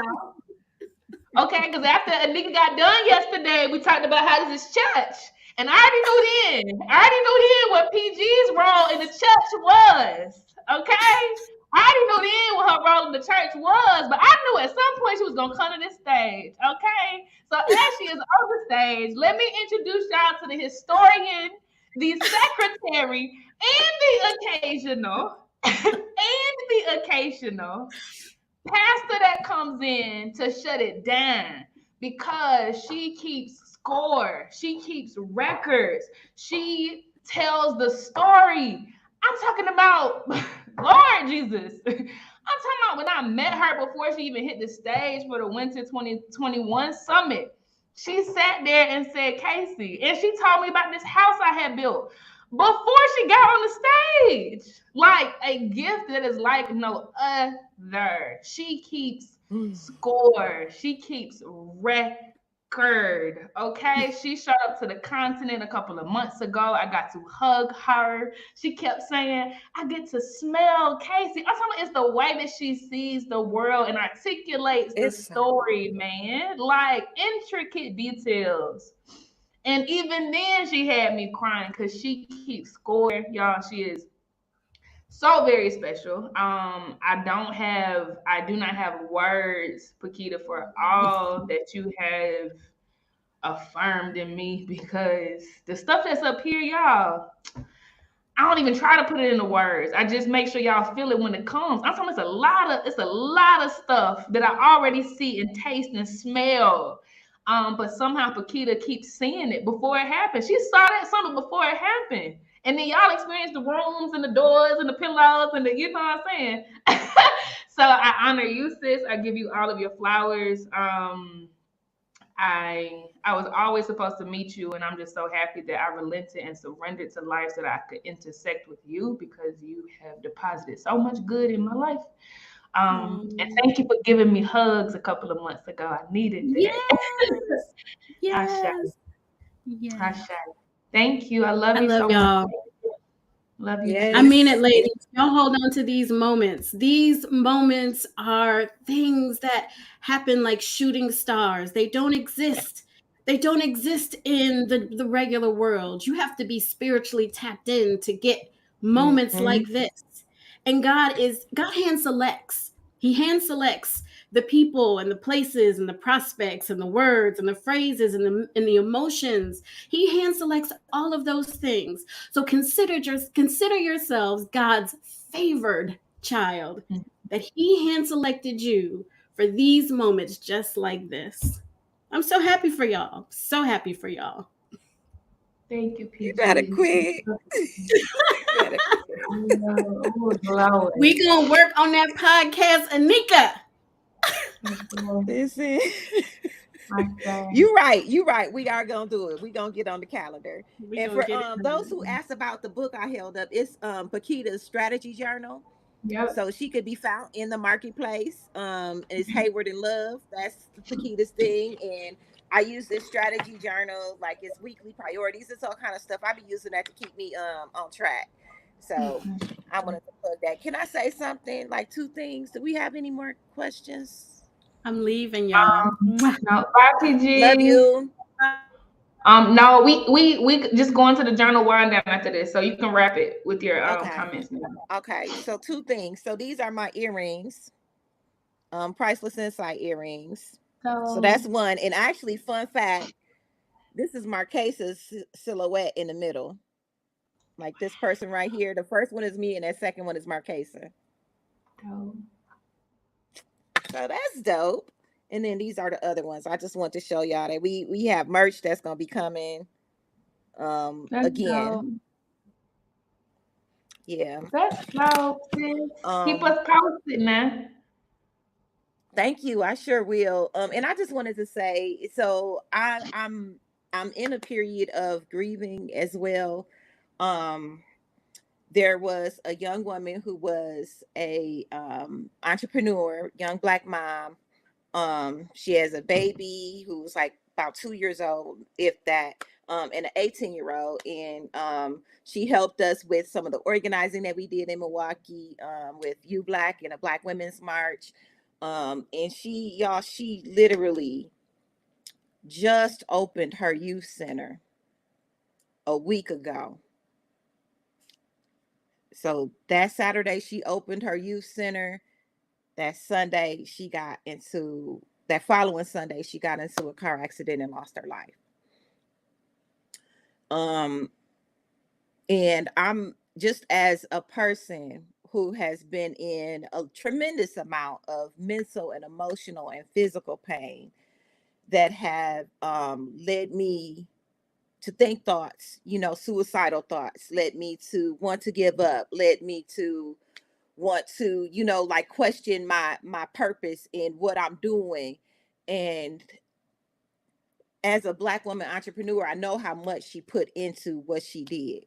She went out and she went to the margins of the margins and got the babies in Milwaukee. So Marquesa talked about Milwaukee, but Milwaukee, y'all. So many high-speed car chases, so many like things going on in Milwaukee that like literally it is a culture shift when I come down here, because I don't have to put a club on a car. In Milwaukee, if I'm not putting a club on a car before I leave, like that car might not be there when I get back, literally, right? And that's the city that Marquesa is organizing in and speaking truth to power is. And that's the city that this young lady went out and grabbed those kids who were still in those cars, got all in their face, was like, nah, we're not doing this. So those are the babies that she worked with, the ones that nobody wants to work with, the ones that gave up, the ones that are justice system involved. Those are the ones that she worked with. And she literally just opened her youth mentoring / life coach center, y'all. And I'm saying all of that to say, like, thank you for the condolences, y'all. But like, I know that a lot of times we question what we're doing and why we're doing it and who we're doing it for. And if it is on our hearts and if it's in our minds, if it's in our spirits and it won't let us be, it is for something greater than us. And I know, like, as an entrepreneur, like I said, I've had moments where I've wanted to give up. I've had moments where I've wanted to take my own life. I've had these moments in her life and the celebration of her life and all that she has done in the community. Like, that is my proof and evidence that I need to keep moving forward, because sis didn't make it home. Sis did not make it to make. She ain't make it home. Her work here is done on that level. And it's up to us to continue to like reach out, because there's so many young people who need us, because the world is gonna keep pushing them aside, and they're gonna keep saying whatever it is that they say, fill in the blank about our Black babies, but somebody got to go get them.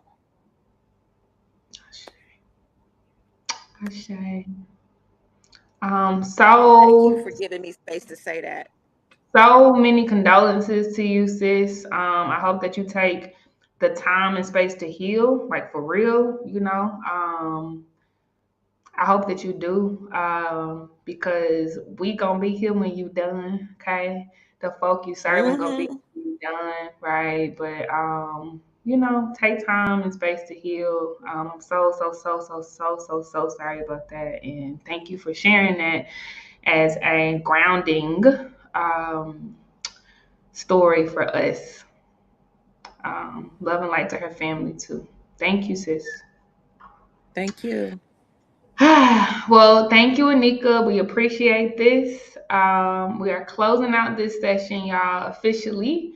And we are transitioning into the segment that is the journal wind down. Now, again, okay, every day goes higher, right? And you are literally being elevated, not pushed, okay? Because we're going with you, and there's time and a pace for this, right? You are literally being elevated to a place where by the end of these 5 days, it truly ain't gonna be your burden. Like for real, you ain't even gonna be scared of it, right? So this segment is about to be it is very, very important. It already is very, very important. This is the final journal wind down session. And it is called Chakra Alignment. We have Neff McGriff coming back to do this. This is her last time doing this today, okay? So meet me over there at that session, a 30-minute wind down, a 30-minute journal wind down. It is called Chakra Alignment. Definitely have your pen and your paper ready. If you have not been here for the last 2 journal wind downs, I promise y'all it's everything. And then we just have 2 days left. Like, that's it. We got 2 days left and that's it. Okay. So thank y'all for rocking with us. I'll see y'all in the journal wind down session. What you got for us? All right. So glad to see everybody. What I would like for us to do before we start this is to, if you're seated or if you're standing, try to plant your feet as flatly on the ground where you are and sit up straight and breathe in and then breathe out. And next, if you can, stretch out your arms. So still have your feet planted as solidly on the ground as you can, sitting up, and you're still doing that breathing, and you're stretching your arms out, and just imagine you reaching your fingertips as far as they can go. And so you should feel a little pull in your arms. And we're going to breathe about 2 more times very deeply.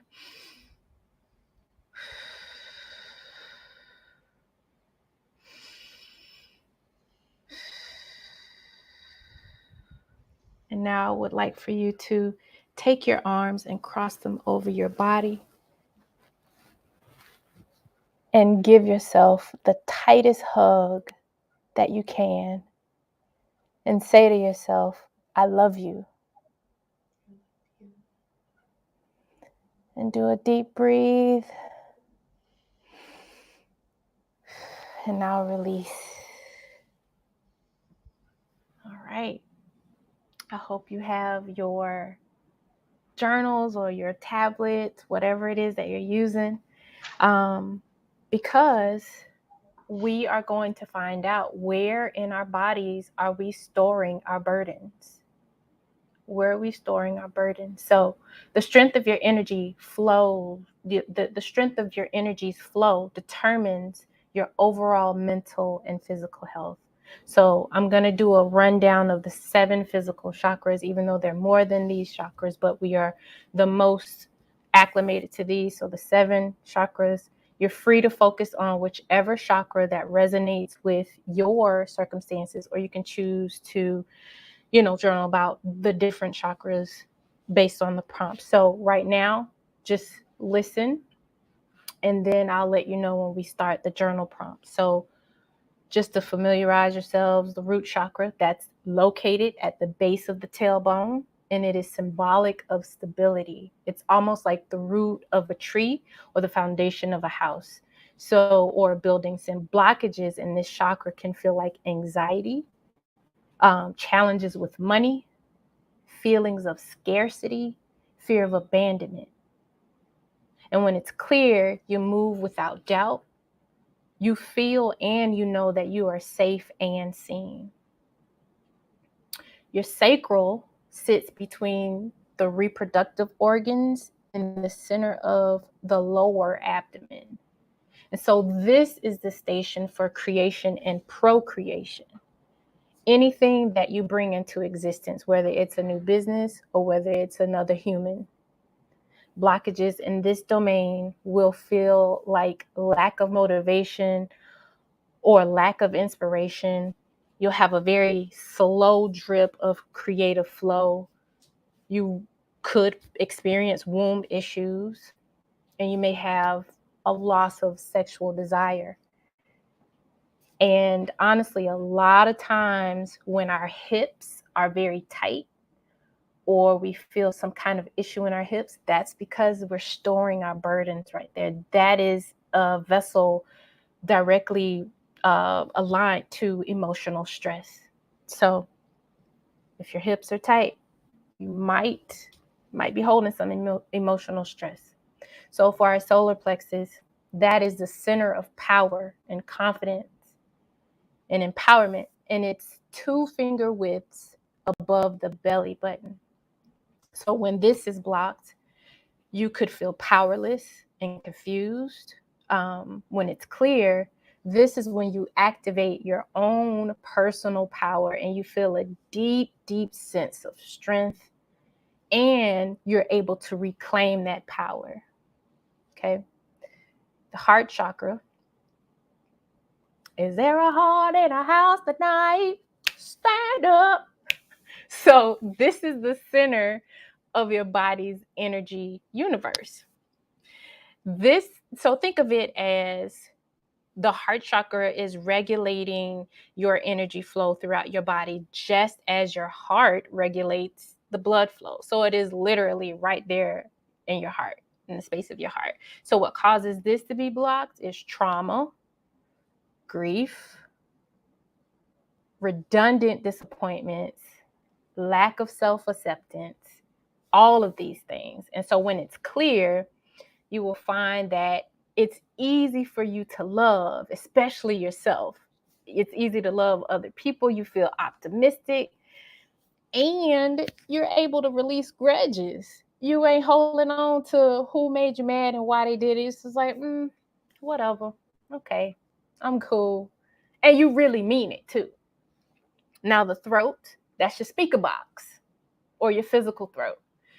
So truth is primary and the voice is secondary. So what you are communicating is the what. The what is your truth. And the how is your channel, which is your throat. So this is blocked by lies. The lies, the lies, the lies. So not only the lies that you tell other people, but the lies that you are telling yourself.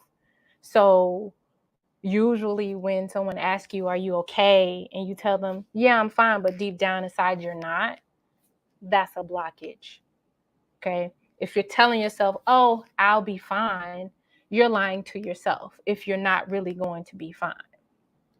All right. So when this is active and clear, you're no longer bound by the complications of your childhood that may have repressed or silenced your voice, or the disparities of today's world that keeps telling you that your voice isn't necessary or it's just too loud.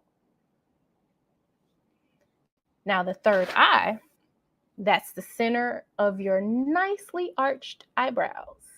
Mm-hmm. This is where clarity and intuition lives.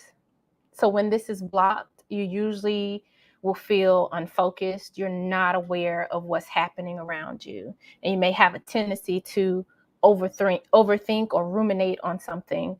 And you may feel a little confused.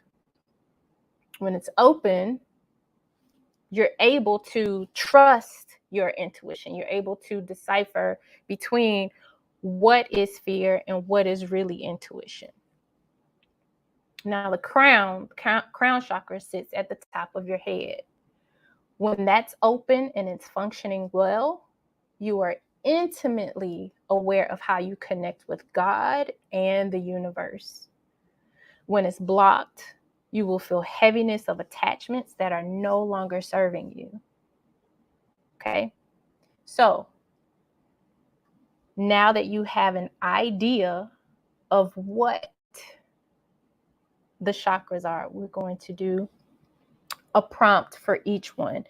And so the reason I gave you all of these is so you'll be able to determine maybe maybe all of your chakras are open, but still partake in the session. Maybe your root chakra is closed. Maybe it's your heart that needs a little attention, or maybe you want to do all 7, but you get to pick and choose. Without further ado, here we go. So for the root chakra, what are some ways that I can anchor new wisdom and bring it into fruition? What are some ways that I can anchor new wisdom and bring it into fruition? How can I take what I've learned and bring it to pass, make it exist?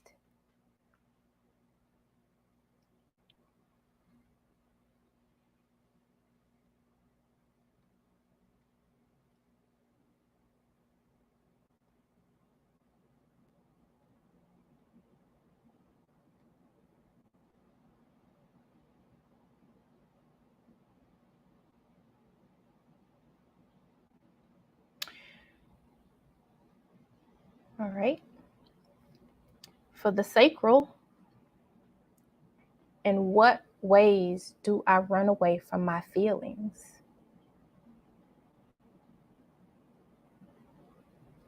In what ways do I run away from my feelings? And the follow-up to that is, what is or are the reasons?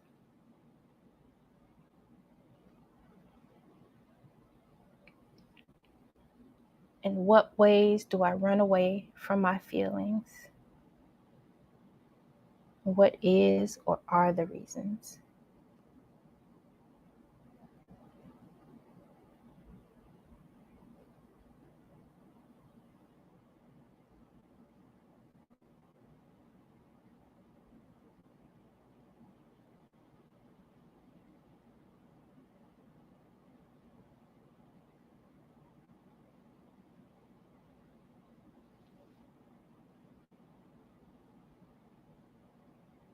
Now for our solar plexus, remember this is the center of power. What would I do differently if I know I could not fail? What would I do differently if I know I could not fail?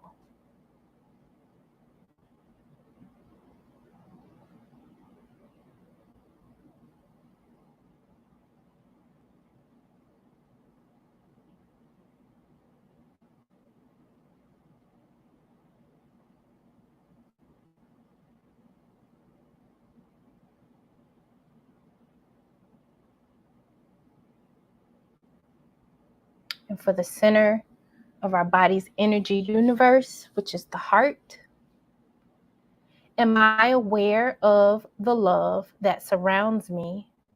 And do I truly welcome it? Am I aware of the love that surrounds me? And do I truly welcome it?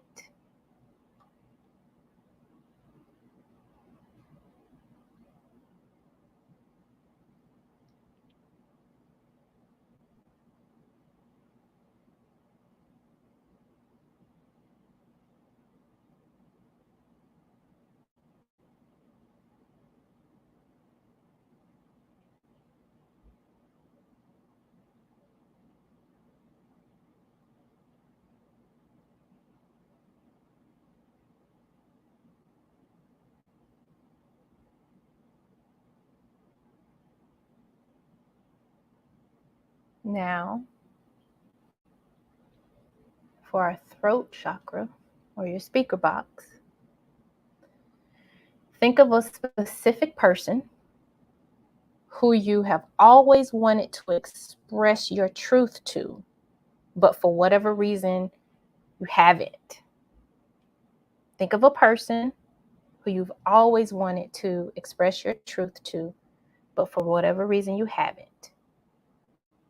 What would you say to this person if you knew they would listen without judgment or rebuttal? What would you say to this person if you knew they would listen without judgment or rebuttal? I'm going to give you a little bit more time on this one because this one might be a little heavy.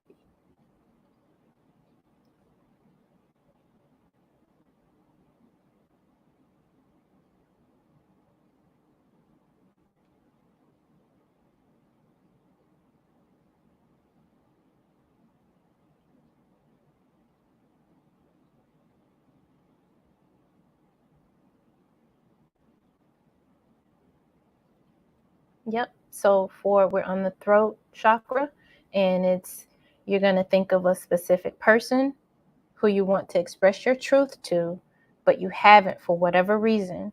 And so the question is, what would you say to this person, the person that you thought of, if you knew they would listen without judgment or rebuttal? So no matter what, they had to listen to you. They had to hear you out. What would you say to them?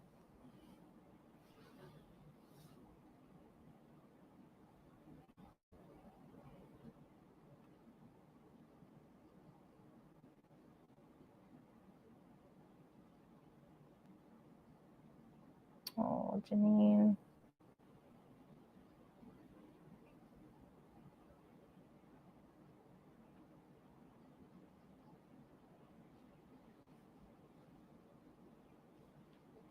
Okay.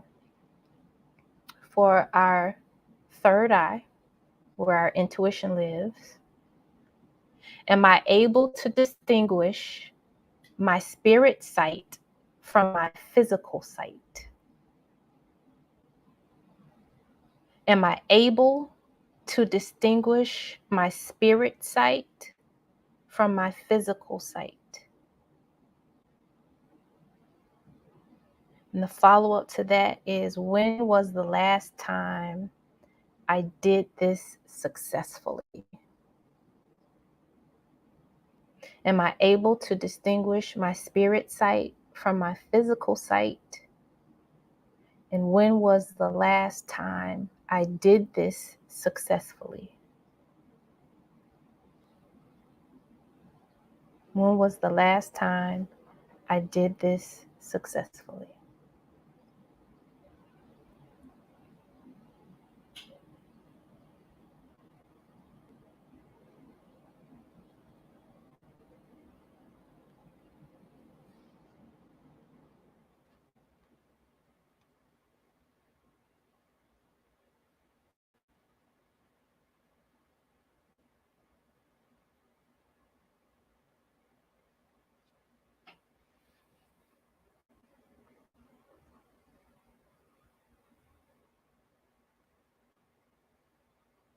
And lastly, for the crown, do I truly trust the divine to carry me to my highest potential in my personal life and in my business? Do I truly trust the divine to carry me to my highest potential in my personal life and in my business?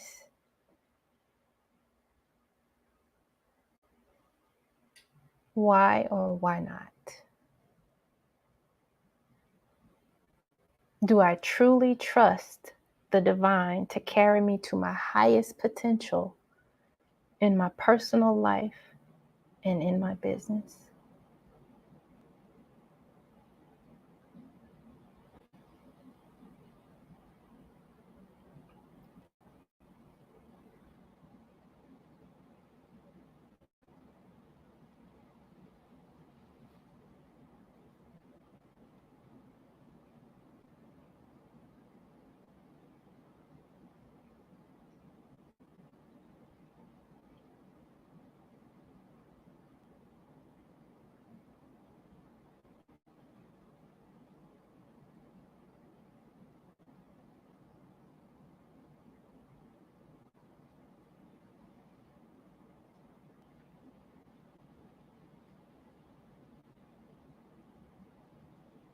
Just remember that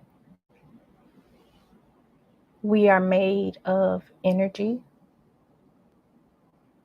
Energy has to flow.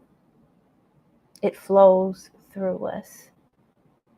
If there's something that is blocking that flow of energy, just like anything, if there's something blocking water, it builds up.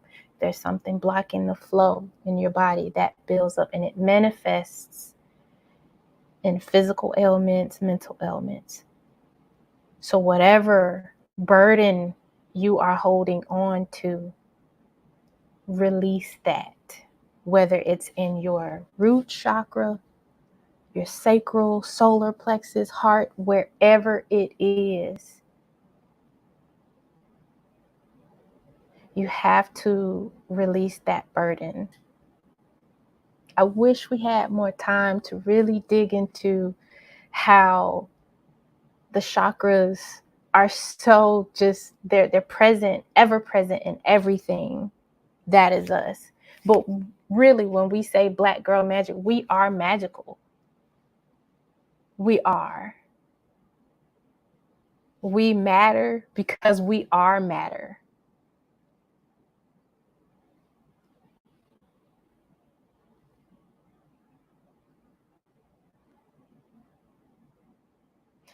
I hope you are able to determine where it is that you may be feeling a block. I hope that you're able to understand how these help us. When these things are aligned with us, we're able to be the better version of ourselves that we envision. We're able to show up differently. We're able to show up in ways that we wouldn't have ever even imagined.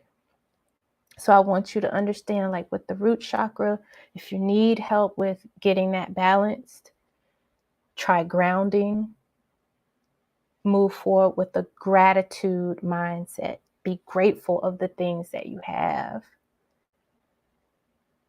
For the sacral, try self-forgiveness. Release any feelings of guilt. For the solar plexus, be yourself. But this will help only if your root chakras and your sacral chakra are balanced. With your heart, you're going to have to release the hurt from the past. You have to. You're going to have to be mindful and present when you do it.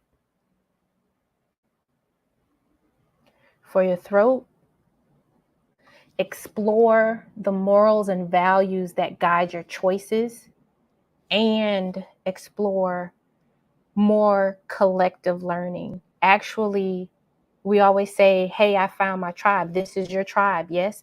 And so we are here as a community and we have collective memories and we can tell these stories for generations to come. So individual truth, but also collective learning and collective truths will help with your throat chakra. We are saying, speak up. Casey told us earlier today, open your mouth. That's what you have to do. Use your speaker box. If you need help with your third eye, learn to decipher between your intuition and paranoia or fear. Sometimes we be right on the money, but then we're like, maybe I'm overreacting. We are intuitive beings. You know what's up. You do. And for your crown, here we go from yesterday, practice non-attachment. Try loving people without attachment. Try loving things without attachment. We definitely don't want to be jamming to Ibadu's bag lady and she really talking about us. We don't want to do that. So I hope this has helped you understand how the blockages affect you, but also there's some resources. I've given you some resources that can help you start to no, Raketa, the third eye. So the help with the third eye is to learn to decipher between intuition and paranoia or fear. You're welcome. Thank you all. Solar, solar is be yourself. That's the one way, because the solar is the center of power and confidence. And so that, in order for that to happen and you being yourself, you really have to make sure your root chakra and your sacral chakras are balanced. Yes, heart was release the hurt from the past, be mindful, and be present.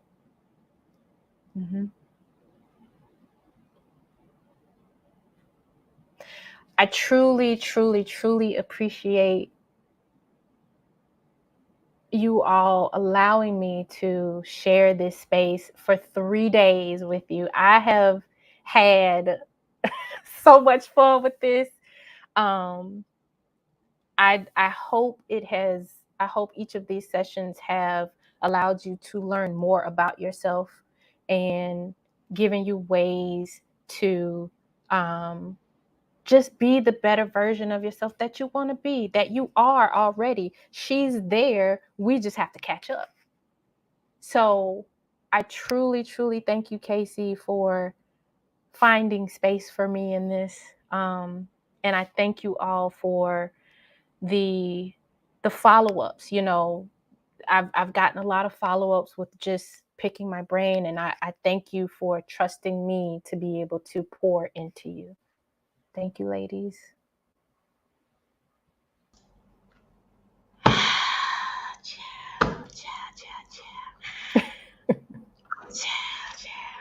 Man, it's hard to let this go. Neff, you are amazing. It's been more than an honor to watch you operate in your zone of genius. Thank you. I needed every syllable that you've spoken over the last 3 days. Man, I thank you for the level of not just hope that you gave us today, but tangible ways out. Like, as I've highlighted the 3 chakras that are blocked, everything you said, and I don't know nothing about chakras. Now I do, like, makes perfect sense to me. The way out makes perfect sense to me because my intuition is like, yeah, let's look into this, you know. So I thank you. I thank you for ushering us into freedom over the last 3 days in nooks and crannies that have dust on them and spider webs, you know, and are very cold and drafty. You have warmed it up. You've shown light on some things. You've scattered some things that have been eating away at us, and we honor you. We honor you. We honor you. We honor you. I'm just blown away. I mean that. Like, I'm beyond impressed. You are a genius in this area. You move effortlessly. Please do tell everybody about your sessions that you do. I ain't even gonna describe it. I want you to. But yeah, like, cause y'all, this is the last journal session. Now, this is not the last of what Neff does, right? So you're gonna have to go over to her community and get you some. But please do share with everybody. So just to be clear, the only time I have actively facilitated journaling sessions are in coaching sessions or therapy sessions or in group. I've never done it on this scale. So I am so overwhelmed in a good way to see how receptive people are, like how receptive you all are of this. And so I truly thank you. Thank you all for just being open to it. This gives me a little idea. Maybe I should, maybe. But again, coaching and counseling services that, you know, touch on compassion fatigue, anxiety, depression, infidelity, parenting, adopting, you know, the specialty services are related to the mother wound. You know, if you have a very toxic relationship with your mother, you need to see me. And for Blaze participants, if you want to come to the support group that I have every Monday from 7 to 8 p.m. Standard Eastern Time, you get $5 off. So it's originally $30, but you get $5 off. And if you feel like, nope, I need more than just the support group, you get a 60% discount on the coaching package. It's a 3-month coaching package. It's usually $3,000, but for Blaze participants, it is $1,200. And with that included, you have one session that is 1 hour and 15 minutes, and 12 sessions that are 50 minutes, and you have access to all of the support groups while you're in your coaching time with me. And then you have 3 10-minute laser coaching sessions throughout your coaching package with me. So if you have a moment where you're like, I'm stuck, and we get on the phone and we thug it out for 10 minutes, just to give you that extra support. And also support group, Not My Love. I was talking to Sequoia earlier today, and I feel like I need to go ahead and just make that public. Not My Kind of Love is for domestic violence victims or survivors. That support group is available. And I also offer coaching or therapy services. But again, the therapy services are only available to Florida residents. But coaching services, you be anywhere in the world, sis. So awesome. And where the checkout link at? Where they need to go to check out now? Where they got to go? Go to my booth. Go on over to my booth, chair. Go to her booth, Transcendent Living. Y'all go over there and get that. Sequoia's little gift is so funny. You see that? Super dope. All right, so it is time to go to the Buy Black Market. I don't have to repeat all the reasons why y'all should show up over there and literally circulate your time, your energy. Energy is currency, man. Energy is everything. We talked about this today. And you're bartering, right? Trading your fiat currency for the resources they're gonna give you. It's literally that simple. Like, it ain't fiat dollars ain't nothing more than just bartering, literally. Okay. But yeah, y'all go do that. Neff has a booth. Check her out. Let me tell you something. Y'all better check her out because she's not doing these anymore. Like, don't come tomorrow messaging me talking about some. Well, is she going? No, she's not. Okay, so definitely go to her booth today. Y'all go to the checkout because my God, this is. I don't even have the words. This is amazing enough. I'm not even proud. Because it's bigger than that. I'm just so damn impressed. Like, my God. Dope. That's huge coming from you. That's huge. Cut it out. Nah, you cold, Shada. You cold. Yeah, y'all check out the Buy Black Market. Y'all definitely hit up the lounge. For those who do not know, you can create your own tables if you want to. Now it's 12 of them out there now, so you can't just say come over here to table 4, child, and they'll come. Okay. You can actually, when you sit at a table, literally click the chair and you can sit down. You can actually invite people to your table. So if you've had some interaction with Biz Besties or whatever, new Biz Besties, you can literally, at the bottom right of those windows that come up when you sit down, you can literally invite people to come. Like, a link will go to them and they can click the link and be teleported to your table. But it does not close. It's open 24/5, 5 days of the summit. We ain't gonna have it open on Saturday and Sunday. But take up space. And yeah, definitely go by the booths, y'all. Like, they're here, they want to talk to you, they're gonna be broadcasting, they're gonna be at tables. Like, just take up space, y'all. There is no rush in this thing, man. Like, y'all can stay here all day if you want to. And if I love you, bravo. I love you more. Bravo, child. Ooh.